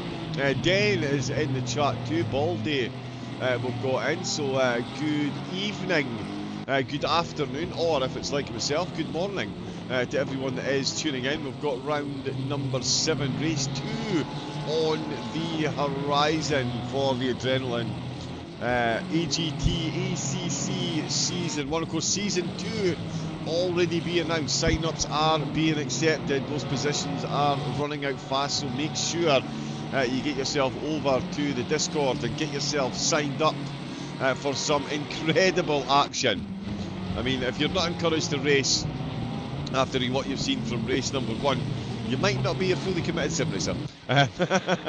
So make sure you do get yourself joining in. What a grid. I mean, that is easily the quickest 30 minutes of racing that I've ever presided over in my time doing this. And we are going to get to see some of these mates and overtakes in the highlights as well, which is very nice, because he did make quite a few after that opening lap contact. Just found himself over the inside curves. Oh, and yeah, a bit of a door bang on that one. We did actually catch that one on stream as well. We're here for Indianapolis. Of course, the final round is at Imola, Aqua Minerale. Oh yeah. The dip down and the run back up the hill. We'll see how the drivers cope with that one. Been an incredible calendar so far. Spa, Suzuka, Zolder, Zandvoort, to name but a few. And there is Nifty just dropping off the pace as well. It does look like his car's crabbing ever so slightly in the... so I'm not sure, there's a bit of a connection issue to the server, but of course cracking on. Who do we all fancy in race number 2 then? Get your predictions into the chat. Let us know who you fancy, and we will be here to cover it, of course, on behalf of TrackSpot.TV, proud broadcasting partner of the league, and absolutely delighted to be presiding over this action. We're going to have some fresh commentary lineup for Season 2 as well. So many announcements to come. Get into the Discord. It's the only way to keep up with everything that's going on. And of course, thank you to everyone that is liking and subscribing on the YouTube channel. Hugely appreciated. It goes a long way to help and support the organisations that support our beloved sim racing. So thank you to everyone that's put a thumbs up on the stream so far. If you haven't, why not? Get it done. Click the thumb and we are good to go. And speaking of good to go, we're going to bring Isaac back in because quali has started, Isaac. Yes, we are well into the battle of quali now. No one yet to set a lap time. The first few laps should be coming through now as we look at our track yet again. 15 corners is this circuit, and what a challenge these 15 corners are. There's the turn 1, you've got to get it absolutely right. Too much curb and the car just unsettles, and then through this really tricky 5, 6, 7 complex. And then the run down the back straight towards turn 8. And this is a heavy braking zone. We saw quite a few moves through there. Turns 9, 10, and 11, muck that up and you'll be wide off the circuit. And then back up onto the banking for turns 11, 12, 13, and then into 14 and through 15 onto the banking and down the front straight. It's quite a lap around here, and I do really love this circuit. It's a love-hate relationship, I should say, with this circuit. It's very deceiving in how flat it is, but it's been great. The action that we've had in race 1 has been absolutely thrilling to watch, and I'm very excited for race 2. Having a look at how qualifying is going at the moment, it's currently Simon Bishop up the top of the timesheets with a 1:36.1, so not as fast as we've seen in the first qualifying session, which says to me that we still have some room to improve for these guys. This is certainly not the fastest we're going to see them. Will Morgan in second place at the moment, and not too far behind Simon Bishop, our race 1 winner, Will Morgan. And then James Machen looking to back up a really good qualifying in the first race with a really good qualifying in the second race, and he'll find his way, I should say, up the field and not have to sort of work his way back. I think he was a bit frustrated having to work his way back up the field in that first race. So having to just start up there and maybe stay there, we might be able to see what he really can do behind the wheel of that 193 Mustang. But it's great to see all the names we know and love back on screen now. Everything is business as usual for the stream and for these guys. And Matt Simmons has just gone to the top, and it's pretty close at the top if you look at those gaps. As I say that, Simon Bishop, he's going to look like a liar. Oh, they do love to do that. Dernetti, 600ths behind. How close. There was a 10th and a half separating 5 drivers. There's now... That was a lot of travel on that rear suspension there. I have to say, he did that last night in his top 10 shootout lap for AusNZ. He took way too much curb, and there was a lot of travel in the suspension. He stuck the thing on pole. So I certainly wouldn't rule out this lap being a quick one, because I think the more he bounces through that turn 1, the faster his lap time is. Eden, that was actually something that you and I were talking about in our pre-broadcast meetings that we'll like to hold. If you want to get yourself involved in a competitive league, there is no better in this area, Isaac. As you just said, Dernetti putting on pole, was it 3 of the top 4 drivers all race here at AGT, I believe you told me last night? That's correct, yes. Yeah, absolutely. 3 of the top 4 drivers, and the other driver in the top 4 is Guy Barbara, OP Twitchy. So one of the current World Tour drivers for Gran Turismo 7 was the other guy that was in top 3, and he was 3rd. So Matt Dernetti was on pole. It was actually Anthony Burrows, number 15, who's currently 15th place. He was 2nd on the grid in the Mustang. And then a man who's not racing tonight, but is a beloved admin of this league, Josh Green, is 4th place for that tomorrow. And that actually, as well, is being broadcasted by TrackSpotTV. So that's in partnership with TrackSpotTV. Kid Byers, Trev does a great job, as well as Mike Howe and Cameron Norris. They are a brilliant commentary team, and I will give them a plug because I absolutely love watching their broadcast. So if you're not doing much tomorrow, 1 p.m. Australian Eastern Daylight Time, that race kicks off, and it's going to be 4 hours around this circuit. So half an hour of racing around this circuit tonight has been absolutely incredible to watch. And if you're not doing much tomorrow and you want to watch some even more incredible racing around here, there's 4 hours of it with a brilliant commentary team. We are also, not to shoot our own horn, but we're also pretty good at this commentary thing, I would like to think. But those other guys, Trev, Mike and Cameron, they do a great job in the commentary box as well, and they're brilliant to listen to. And that's, again, in partnership with TrackSpotTV. So go and check that out as well if you're not doing much tomorrow. Indeed, yeah, even if you do have much on tomorrow, cancel it. That race is going to be an absolute Let's go watch anyway. banger. Yeah, let's go and watch it anyway. I believe for me it's going to be at midnight. So that'll be me tucked up in bed with the popcorn, the fizzy juice, and got it on about 3 or 4 different screens so I can overly analyse everything. But you're right, the commentary team that they've got there is absolutely world class. They really do bring the action to life, much like, as you say, we do ourselves, Isaac. But these drivers absolutely make it easy for us. It has to be said, the most difficult thing is actually keeping up with everything that's going on, because there is so much going on. At the minute, though, is Dernetti doing Dernetti things once again. He's 3/10 up on Bishop with less than a minute left of qualifying. Silver is in the pits, King is in the pits, Horvath, Twining, Stewart and Takacs all in the pits with time sets. So all 25 drivers have set a time, some of them not as quick as others, but they will realise after race number 1, doesn't matter where you qualify, it matters where you finish, and we're going to see some of these drivers rocket through the field. Machin up on the second row still, half a second down on Dernetti's time, a 35.5. Netti's going even faster. He's 2/10 up at the moment. On a 36-degree track temperature, Isaac. Where do they find the rubber? Indeed. How are they finding this much grip? Where are the blisters going? Why do these aliens not suffer the same as us mere mortals, is the question I'm asking myself right now, Isaac. Yeah, I'd love to know what black magic they've conducted, or what deal they've made with the devil to make sure that they get the excellent tyre physics. But he's 3/10 up at the moment as he comes through to turn 12, and this is going to be even faster. We're going to see borderline 34 from Matt Zanetti, which is absolutely insane. His pole time yesterday in the BMW for AusNZ was a 35.7. And he's knocked that out of the park today. So it's amazing what you can do when you get a couple laps. James Machin has gone as fast as he can. Simon Bishop has gone as fast as he can. They're both met the checkered flag.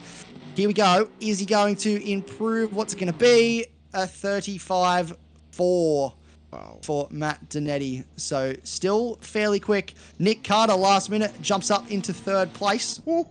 Will Morgan coming towards the line. Is there anything he can do to move himself up the grid as he comes towards the line? He is 4/10 up at the moment, so this could be he could find himself well within the front row, and he does. He puts himself on the front row with a beautiful lap to jump Simon Bishop. So your race 1 winner gets himself onto the front row, and I can hear you laughing, John, because you know just as well as I do that this race is shaping up to be something exciting. Oh, this is going to be absolutely incredible. How to wake yourself up first thing in the morning in Scotland. Watch Adrenaline AGT. End of story. Absolutely loving this. Let's look at these timetables and see just how ridiculously close it is. Although Matt Dernetti doesn't feel like sharing any of the purple sectors in this race. We saw in race 1. Sector 1 purple time was shared by 2 drivers. Dernetti has actually gone slower this time in Sector 1 by 11 hundredths of a second, but it is enough to fend off the rest of the field. Morgan with a 37.1 in Sector 1, but it's only good enough to see him 3/10 off the leader. He does have a 10.5 back to Bishop. This is going to be an almighty run into turn number 1. And we've got a Ferrari up in the top 6. I need to stop clicking on that. There we go. Silver in the Ferrari in 6th position. Second in the Pro-Ams. Almost said silver there. And Gordon 3rd for the Pro-Ams. Then is our lead Am driver. I'm getting myself so excited about the thought of the race here. XL leading the way for the Arms with King in 2nd place. Porsche GT down in 20th place overall, but again, qualifying is vanity, finishing position is the sanity, the driver's seat. And again, after that first race, it is absolutely all to play for. Well played though by the Arms. I can see a couple of them getting promoted. I mean, King starting in 12th, and we've got Sandwith and Griffin 4th and 5th for the Pro-Ams. They're in 16th and 17th position. Crawley and Horvath behind them. Porsche GT going to start, as we mentioned, down in 20th position. We've got Sinclair down in 21st. And then he will be chased by a solid pack of Arms into turn number 1. Boyd, Twinning, Stewart and Takacs bringing up the rest, bringing up the rear of the field. I don't believe that is a representative time for those drivers down at the back of the grid, so we'll see what they can do in the race. But Isaac, Here we go again. We've got 2 minutes until the quickest 30 minutes of our lives, and Morgan, we saw what he could do in race number 1 off the start. He really utilised that rolling start. He got himself up 4 positions. He now only needs 1 position to take the lead, but it's Matt Dernetti that he's going to be up against into turn number 1, with Bishop hunting him down, Carter and Machin, the mighty Mustangs, following in. It's an interesting proposition for the drivers into turn 1 this time around.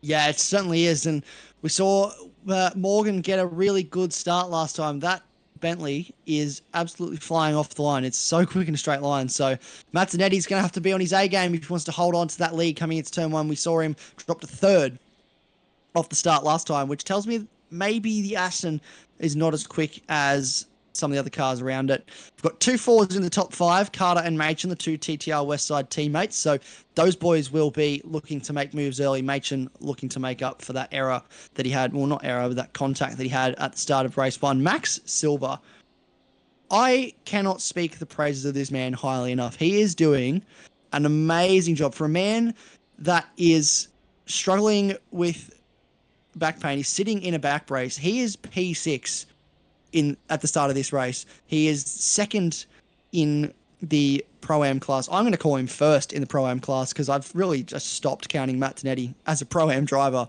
It's considering he's on pole, it's a bit of a joke at this point. But Max Silver is doing an amazing job, and Josh Gordon on debut for McLaren Motorsports in the 25 car is also back inside the top 10. This is just there's some really good stories up and down this field at the moment with how some of these guys are doing and the performances that they're putting in. Yeah, Silver in the back brace, that is absolutely wild to be putting in the performance that he has put in. Yeah, absolutely incredible. Bear with me a moment, I'm just going to very quickly... We have breaking news. Matt Zanetti, in an attempt to stay Pro-Am, has offered to buy me a house because he's desperate to not lose his Pro-Am title because this man knows that he is too quick for Pro-Am. It's been a running joke this season that he needs to up the payments to stay Pro-Am every week, and I said at the start of this week, unfortunately, the payments have got too expensive for him and it's just not possible anymore. But he's just offered to buy me a house, so I'll seriously consider that one, I think. But no, he's got a good sense of humour, and that's what we like to see. These guys are really funny blokes, and they're really, really nice blokes to chat to, and everyone's friendly with each other, which is really good. It's a wonderful community, the AGT community. They race each other really hard, but they also just like to have a laugh after the race and at the end of the day, and it's great to be able to have the experience of chatting to all these guys, and it gives me, John, a good insight into how they think as well. Obviously, when we're out on track, we don't know what they're thinking at that point in time, but the more I talk to them pre-race, post-race, and just throughout the week, you sort of begin to get an understanding of what these guys think when they're out on track and what they're trying to achieve, which really helps us in the commentary box. It really does, yeah. And Matt, just a quick note, that's absolutely outrageous. I'll keep you in pro-ams if you buy me a car instead of a house. How's that? Much cheaper bribery rates here in the north of Scotland, so you're absolutely fine with Northern Hetty. He is going to be pro next season, and he is going to be one of the favourites to win that championship. It would be quite the story to go from pro-ams to winning the pros. He's got a really strong field behind him, of course. Morgan is going to be a force to be reckoned with. Bishop and Carter, Machin. You can't look past these guys all as main championship protagonists, but certainly the way Dernetti drives, he really is the full package. He can put it on pole, he can lap quickly, consistently. We saw in race number 1, the racecraft, he might have finished in 3rd place, but he certainly gave it a go. So many side-by-side manoeuvres were attempted, some really clean cutback attempts as well, and knows when to hold them and when to fold them, and that is often a skill set that drivers don't seem to possess. We're coming into the final chicane for the final race of today. Not only do we need to make these longer, we need to have more. I think we need to have a third race as well, because I'm loving the action that we're getting treated to. And it's going to be an almighty start. We've got an Aston, a Bentley, a BMW and 2 Mustangs up in the top 5. Of course, we've got silver in the Ferrari, massively out-qualifying the McLaren George, with in 6th position with Simmons in 7th, Neem in 8th, Gordon there in the Macca in 9th position. But here we go, 30 minutes of racing, 35-degree track temperature, 23 drivers dueling out for the penultimate time, and they are foot down, flat out and flying into turn number 1 again. Dernetti gets a good start, but once again so does Morgan.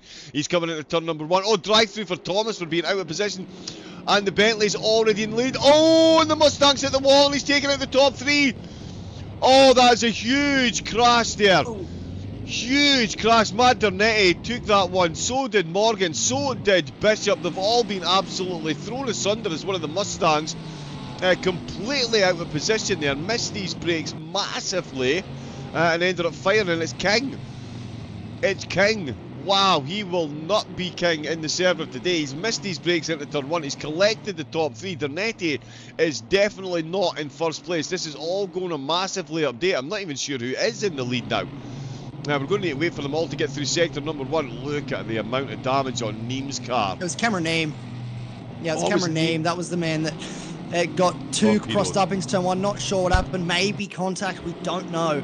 But it was Cameron Neem that was the one that was into the wall and then into the race leaders, and that'll be very frustrating for all of those guys off that race start. That was very massive indeed, and I can already foresee a long night ahead for the race stewards. But just want to give a quick plug as we... I was going to say the McLaren was in second, but we're watching as the timing screen starts to fix itself up now. And there's all happening further down the grid as well. That is a car driving, I believe that Sheeper's driving through the styrofoam barriers as the drive-through penalty that Aaron Thomas has to serve, and he's got Oz XL alongside him in the final, bit loose there in the final corner, has to make a correction, and it's all happening. James Machen leads the way over Matt Simmons, then Liam Tame in 3rd place, and then Josh Gordon doing a brilliant job for the McLaren guys. Go the McLarens. I'm going to pick the McLaren side in this one, I think, in this battle. I want to keep my job. But he's doing a great job at the moment. And then Ferrari of Sheep is right in behind him. Wow, that was a big start. Oh, bit of contact there between Carter and Silver. It's Carter that slips on through. Silver looking to fight back. He's now got Griffin. Oh, and that is a clumsy contact there from Silver. That's taken out the Mustang and the Ferrari. Race 2. The drivers completely losing their cool in these cooking conditions. All except Machen, though. It's an ill wind that blows nobody some good. Machen got caught out lap 1, turn 1. And it is Simmons who finds himself in second.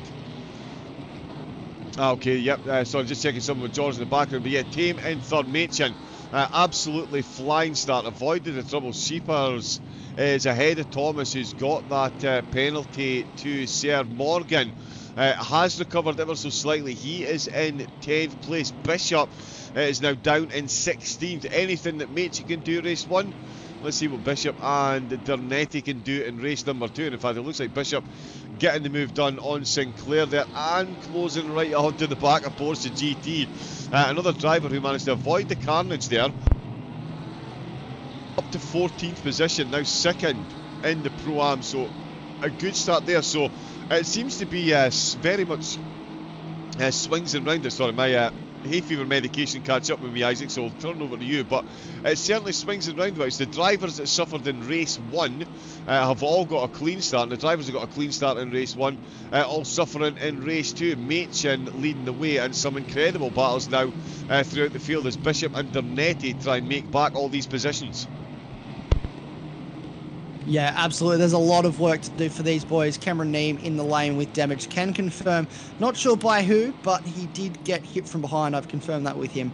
So he was, in fact, hit from behind, which was why he was into the inside wall, and then into the race leaders off the start of the race there. So that'll be a long night for the stewards. But this man, Matt Zanetti, I've always said, we said at Coda, he gets one race to get through turn 1 cleanly, and then the next time, that's it. And he got one race at Coda, and then the second race, he had someone in the back of him.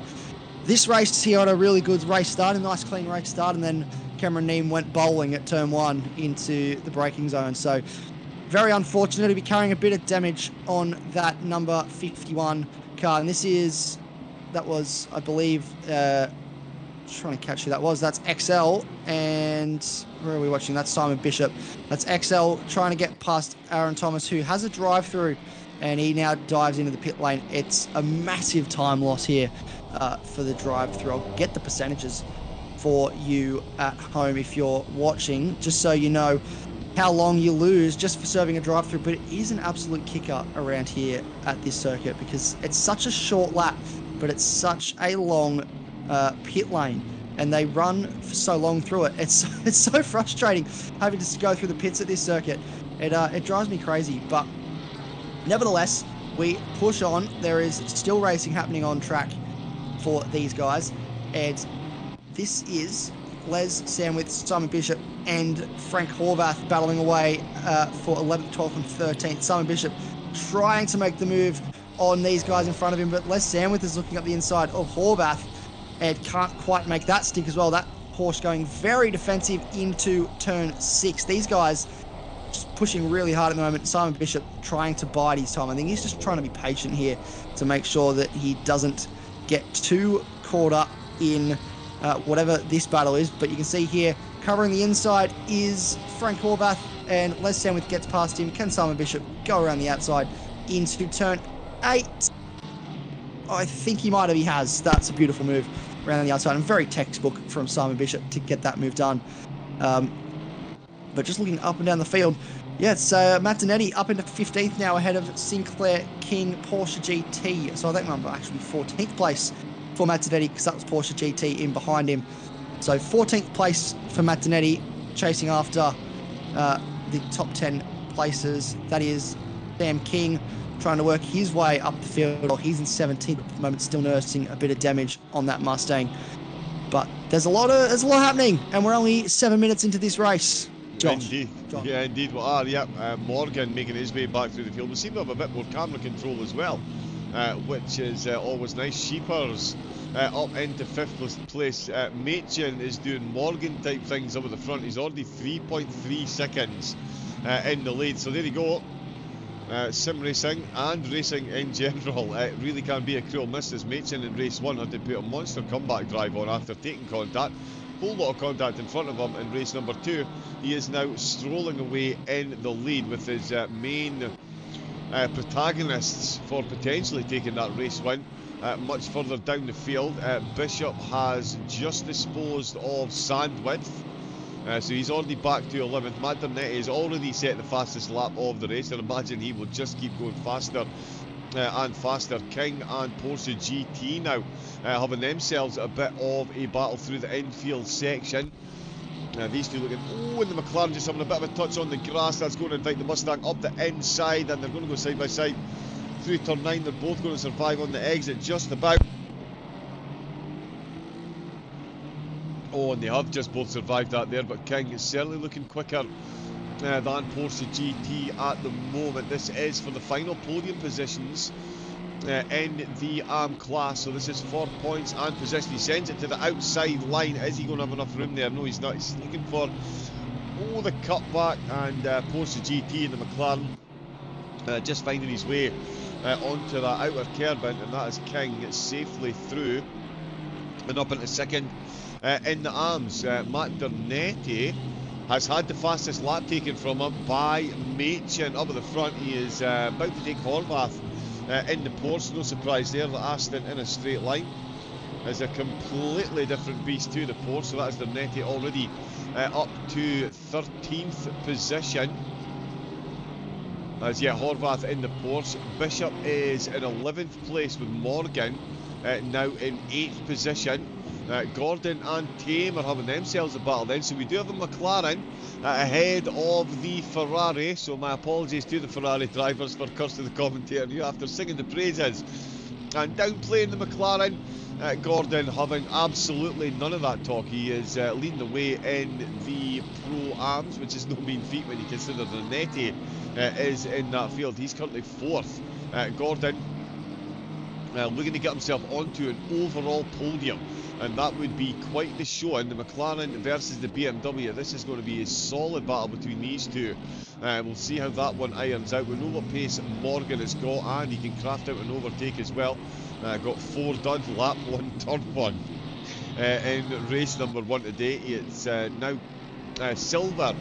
He's got ahead of him. Silver receiving some rough treatment in the opening few laps, but has settled down, currently holding on to 2nd in those Pro-Ams. I'm also teetering on Bishop as well. Bishop and Crawley. Crawley going for the defensive line early, but it does look like Bishop was getting a little bit of slipstream from that Porsche ahead of him. And yeah, Crawley there. We're going to call that race IQ 200 because Crawley knows it's Bishop. He's in the pros. I do not need to battle this driver. Let's just let the quick guy get in front and maybe catch myself some slipstream. Bishop back through and Crawley playing it absolutely perfectly there, Isaac. Yeah, absolutely. That's very smart racing from Dan Crawley. You saw the flash of the lights on the front straight just to sort of acknowledge that I'm just going to work with you here. I don't want either of us to be held up. You're just definitely quicker than me.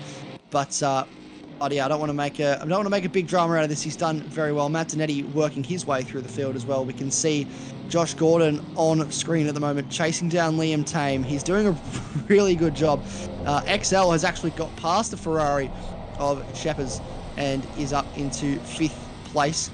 And he's doing a really good job. He's the leading AM driver at the moment, and he's still I think he is out of the championship contention for the AMs, but he wants to make a statement towards the end of this season that he's ready for the Pro-Am class, and he's a very quick driver as shown by the fact he's up in 5th place. But another quick driver who's doing a really good job at the moment is Will Morgan. He's still on the back of Sheepers. He's found his way past Al Dusty, or Max Silver as he is known, and got himself up onto the back of the Ferrari of Sheepers now. But this is Simon Bishop ranging up onto the back of Anthony Burrows. It didn't take long at all for him to find a little bit of contact there from Shepherd's with the wall, and Burrows just rolls out of the throttle slightly to let Simon Bishop go through. These guys not putting up too much of a fight. They know how quick Simon Bishop is, and they know he's going to be on a mission.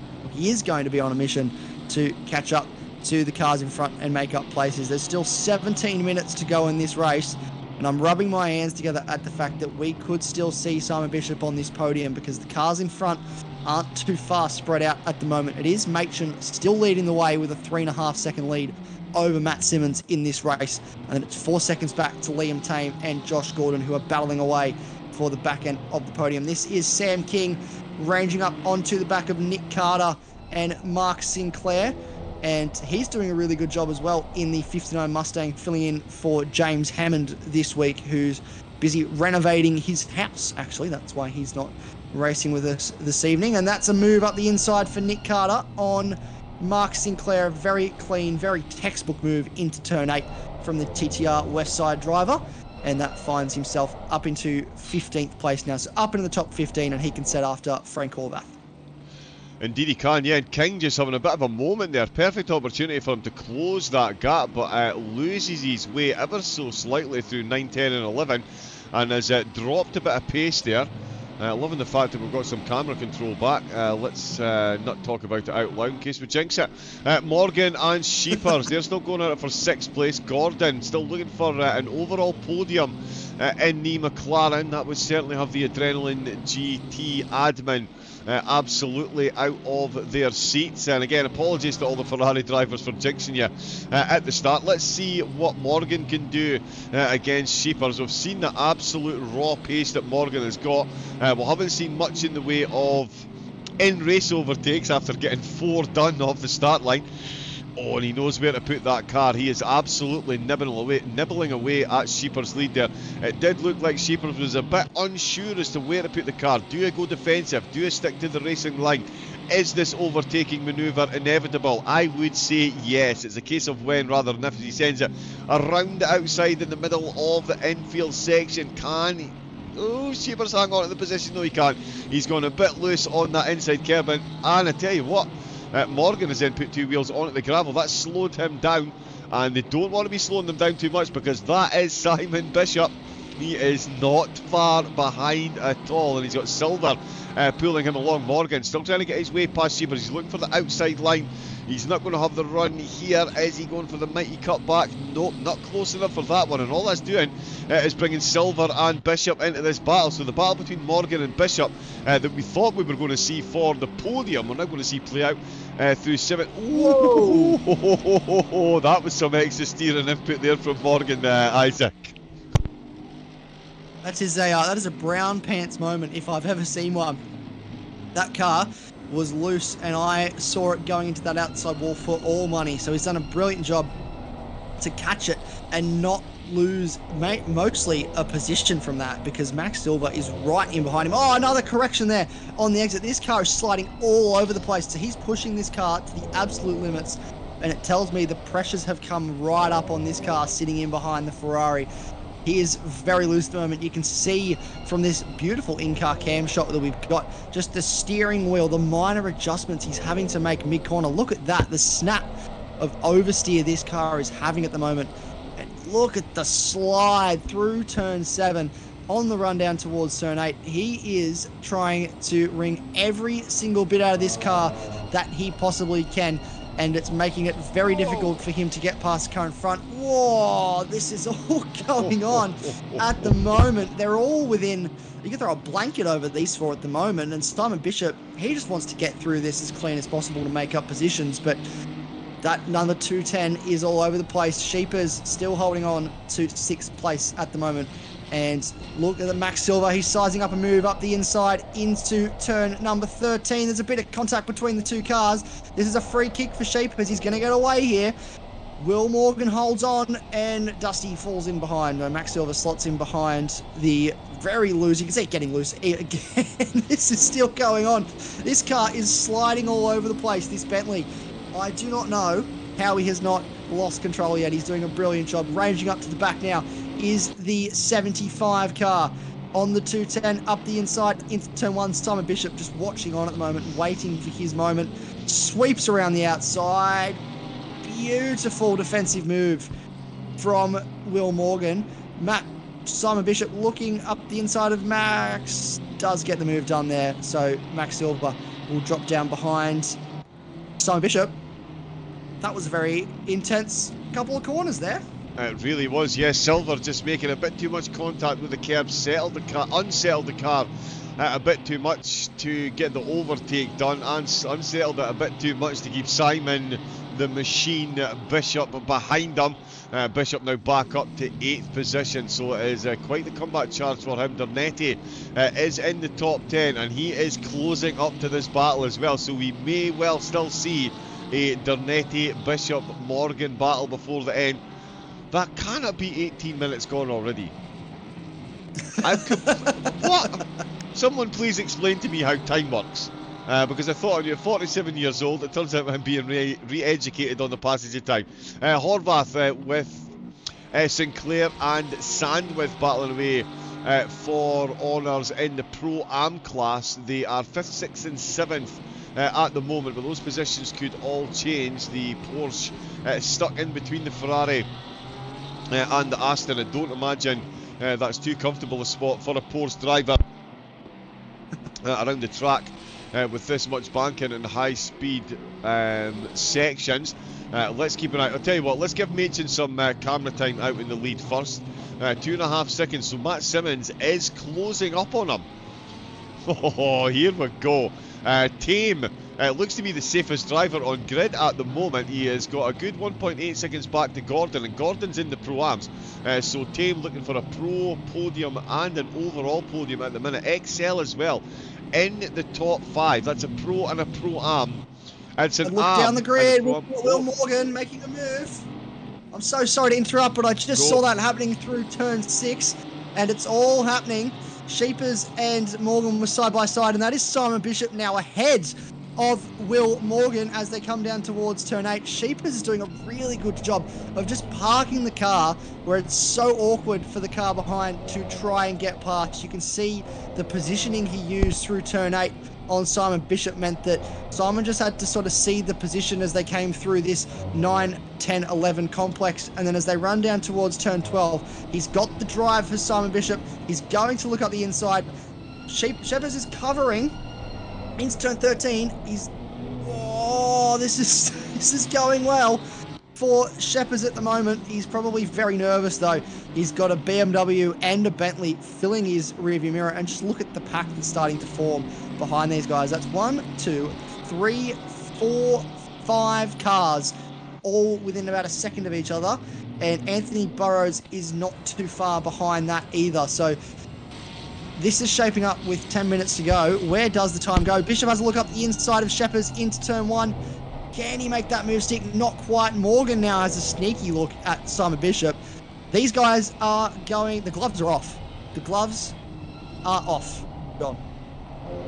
Yes, they are, and I've just seen an absolutely incredible offer in the chat. Prevails, saying to Gordon, if you get on a podium, I'll buy you a direct drive.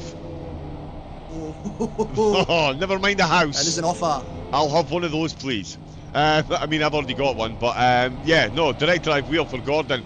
If he gets on the podium, the team radios will be absolutely alive imparting that information, and I'm definitely cheering Gordon on. Any equipment upgrade, I'm sure he'll be gratefully received. Shepherds once again go defensive as Bishop tries to pop it round the outside. When I say tries, my apologies. Bishop pops it round the outside. No quarter given the last, and the Bentley's going to try and follow through as well. Shepherds didn't quite position the car for the double defence, and the Bentley is going to think about making a move, but here comes Dernetti. I did say Bishop, Morgan and Dernetti were going to get themselves a battle, and here comes Matt Dernetti making sure that that prophecy comes through. Thank you for making me look like a genius. Oh, there's a bit triple contact, he's been spun. Morgan has been completely spun. Dernetti sails on through, and that is and he's trying to right the car and taking another contact here.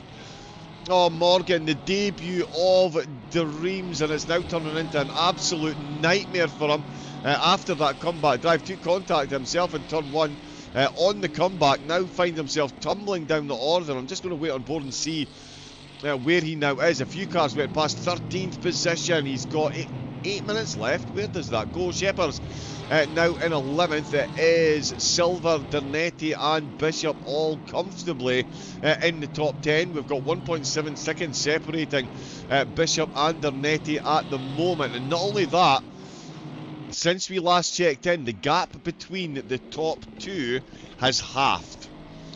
Simmons has absolutely got the bit between the teeth, as we do gratuitously get to listen to the mighty Mercedes engine make its way through the infield section out onto the outer banking. Matt Simmons now got a 1.4 second deficit to make up. We're going to jump back on board. Oh, I love the sound of that engine bouncing off the wall. Crawley is where we're going to jump on board with for the moment, because he is looking very quick behind Burrows. Morgan down in 13th position. Absolute heartbreak from him. Porsche GT up to 16th place ahead of Twinning and King, so good result for him at the moment. We've also got Boyd in 21st. Neem, after that big miss of the brakes, has retired to the pit, so he is a few laps down, but it's all still going off out on track. Dernetti now within a second of Bishop. Here we go. Dernetti and Bishop battling for 6th position. A statement I thought I would never make. But the Aston is pulling up on the BMW once again. We've seen what these two could do in race number 1, and they're going straight back at it in race number 2 with 6 minutes left to grab those all important points before the trucks move on to Imola. Oh, that is going to be an absolute race if this is anything. Oh, Dernetti. Oh, that's a power slide. He's gone full Fast and the Furious there, Isaac. That is an incredible save by Dernetti, and just shows how much he's pushing to get the move done on Bishop. Yeah, absolutely. Cue the Tokyo Drift music. That is, he's throwing that car around just trying to get the move done on Bishop. That's a car going slowly. I believe that is Stewart getting out of the way of these guys that are lapping him at the moment.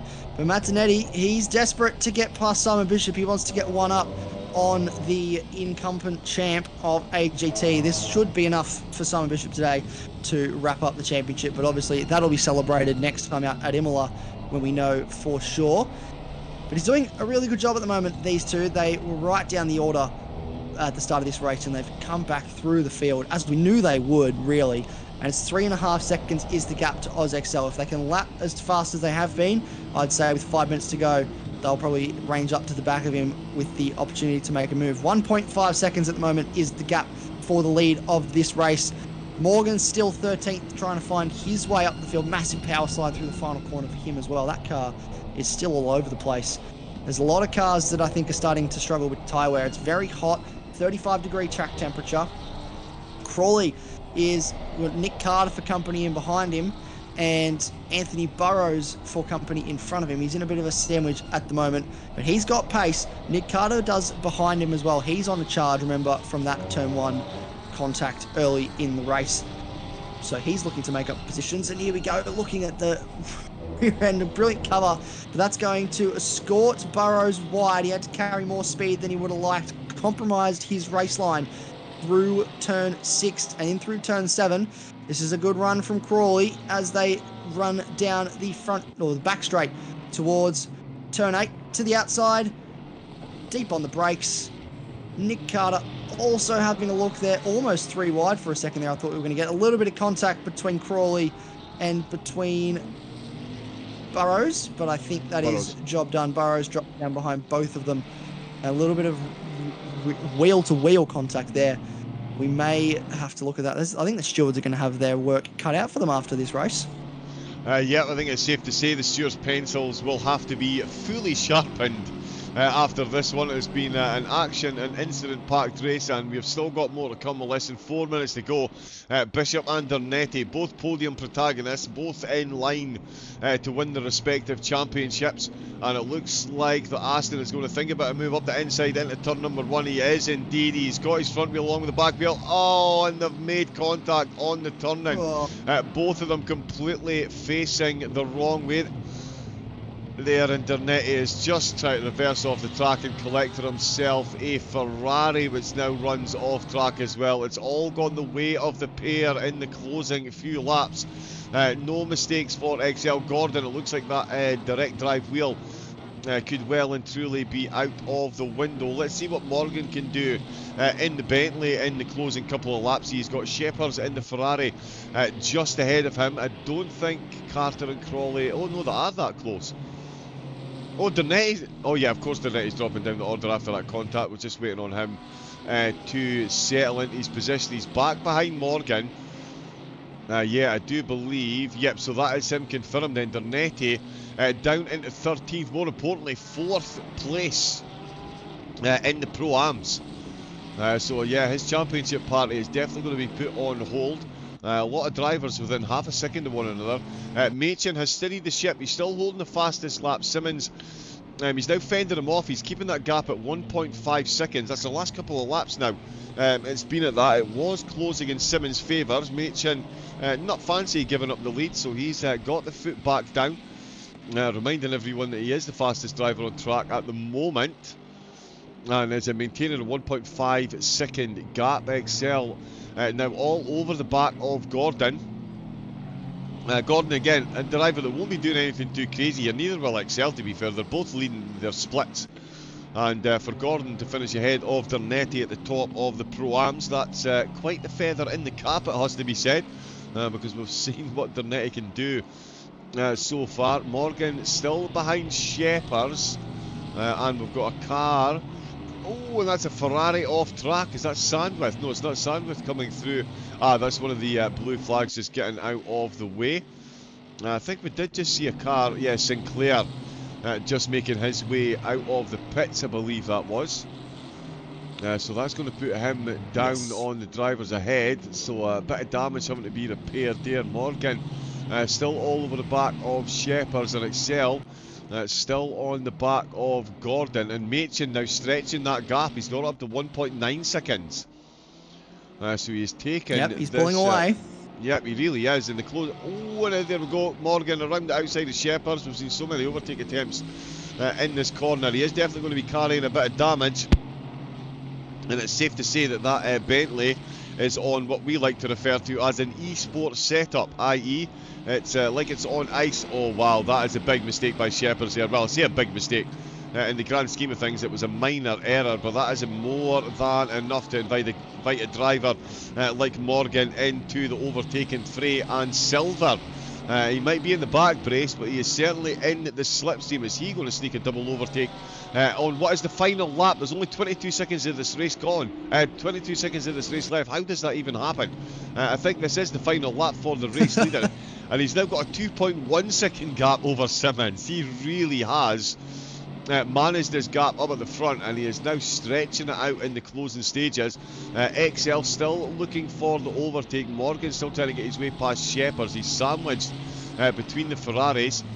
The game is determined to get me to hit the drive button and ruin the camera work, but I'm on to you, ACC. I'm watching. Morgan, Silver and Dernetti is right on the back of this. Is he going to get himself a couple of last lap overtakes? Let's make sure we actually see the winner crossing the line this time. He had a tough race to say the least. First AGT win for Machin when he crosses the line. So his first win in the AGT series. Wow. Well, there you go. And I tell you what, I bet you that wasn't what he, if you asked him after race 1 how he thought race 2 was going to go, I'd imagine he'd have thrown the microphone in your face and walked away. But Machin pulls up to the wall in the Mustang. He will see the checkered flag. A great race from him. Race win at AGT and takes the fastest lap as well. Simmons bringing home second place, and it is Tame who's going to round out the podium. Phenomenal drive, cars bouncing off the walls as you would expect. Gordon and Excel going for it out with the last corner, but they will take the class win, so congratulations to Gordon and Excel. Bishop on a recovery drive, kept his nodes clean after that big contact in turn number 1 to finish in 6th place, which is 4th in the pros. Carter in 5th, Crawley 2nd in the Pro-Ams, Burrows 6th in the pros, Shepherds 7th, Morgan finishing in 8th, then it's Silver in 3rd in the Pro-Ams, ahead of Dernetti, Sandwith and Horvath. Then it is more of our AM drivers. Twinning takes a checkered flag, and he is going to be on the podium. So phenomenal drive, 16th place and a podium for the AM driver, with King in 3rd, Thomas down in 18th overall, with Porsche GT just off the podium, but a good drive nonetheless. And I'm just going to jump in there and say for Twinning as well, who finished in 16th, he's finished ahead of Porsche GT in both these races. And that is crucial because he was only 61 points behind Porsche GT in the championship for the AMs coming into this weekend. And he's beat him in both races. So he's done the job he needed to do to set himself up for that final race in Imola. So that is absolutely huge for Twinning, and definitely worthwhile a shout out there, because yeah, he's had a job to do coming into this race today, and he's certainly done it. It has been a brilliant race to watch. There's been a lot happening in this second race. We thought race 1 was action packed and there was so much happening. There was a lot happening in this race. I think we're going to need a whole couple weeks to process what just happened. But I'll hand it over to you, John. Let's have a look at what the race results ended up as. Indeed, yeah. It's going to take more than a couple of weeks to process this one. Machin, fastest lap, first to the checkered flag after an incident-strewn race. He finishes a second and a half ahead of Simmons, with Tame rounding out the podium. Then it is the Pro-Am and the AM winners, Gordon and XL. Top 5 for both drivers. For me, instantly puts both of them in the conversation for driver of the day. Bishop, I've done it again. My apologies. I do love the UI on ACC on console. Did I mention that? Please fix it, Kunos. These drivers deserve so much more. But yeah, Bishop in 6th place, Carter in 7th overall, Crawley, Burrows in the top 10, with Shepherds, the lead Ferrari, in 10th place, ahead of race 1 winner Morgan. Silver finishing in 12th place, ahead of Dernetti, finishing in 13th overall. That puts him 4th in the Pro-Ams. 5th in the Pro-Ams was Sandwith, with 6th being Horvath, ahead of Twinning, who's 2nd in the AMS. King on the podium for the AMS as well. Thomas down in 18th. Porsche GT 4th in the AMS. 5th is Boyd. Griffin finishing 7th in the Pro-Ams. Stewart finishing 5th in the AMS. Takacs did manage to finish that race as well. And yeah, incredible racing all round. And you have to say, Isaac, the action absolutely coming thick and fast there. And a lot of the drivers, huge credit to those that did finish on the podium in the respective splits after everything that went on. That was an almighty battle right the way through. And that turn one, it brought us some serious action in both races here at Indianapolis tonight. Yeah, turn one at Indy, turn one this season in general, just never fails to let us down. It never ceases to amaze me what that corner can do in terms of providing action. There was even not on lap one, just in general, there was plenty of moves going on, plenty of deep dives into that corner and into throughout the track. Really, I'm still trying to process in my brain what exactly has just happened, because that was absolute chaos. But it just goes to show that keeping it clean, staying out of trouble early on can pay dividends later on. Both Simmons and Machen managed to make it through turn one unscathed after that incident, and they went on to win the race. First and second. So those guys did well to stay out of trouble, and it certainly can pay off later on for you. So Machen, he's had 2 up and down races. It's been a tale of two races for a lot of these drivers today. Bishop, Will Morgan and Zanetti had great races in race 1, and then race 2 wasn't so great. James Machen, not so great race 1, absolutely brilliant race 2. Matt Simmons, just brilliant racing all round, really. He it was a pretty quiet day for Matt Simmons, actually, but I'm pretty sure he had a 4th and a 2nd. So he flew under the radar, but he did a great job. Yeah, quite a few of the drivers just getting the head down on recovery drives. A few of the drivers taking the bull by the horns and bringing home those race wins. AGT and any track never fails to deliver in Indianapolis. Certainly serving up a cracker once again. Full results, of course, available in the Discord group. Make sure you get over there and get signed up. Season 2 is on the way. It has been announced. What a track calendar it is. It is going to be an absolute world day. So make sure you get over to the Discord and get signed up. All of the action, of course, will be brought to you by TrackSpot.tv. Isaac and the gang will be doing some more worldy level commentary for the action, and it needs to be, considering it is world level drivers that we've got out on track. The next time out, it is Imola. Aqua Minerale is calling the drivers. Never mind turn 1. Let's see how they get on through there. That is going to be an absolute barn burner. So make sure you do tune in for that. The best way to do that, of course, is to hit the follow button on the TrackSpot TV Twitch channel if you're watching on there, and of course a thumbs up and a subscribe on the AGT YouTube channel as well. Thank you to everyone that's been in the chat for both of them. Smashing Apex with the chaos. It looks like Gordon won't be getting himself a direct drive wheel. You never know. Next time out though, we will see what happens, and that next time, as I say, it will be at Imola, and that is on the 11th of April. So make sure you have your calendars set for that. I will be back bringing you all of the action, and it will be a Mr. Isaac Fogarty joining me for the season finale, and for that I am eternally grateful, even at this time of the morning. It will definitely waken you up, that is for sure. That's all we've got time for this evening, though. Isaac, it's been another absolute cracker of a race, and it's been an absolute pleasure having you beside me in the commentary box. Thank you very much for your efforts. AGT just going from strength to strength, race to race.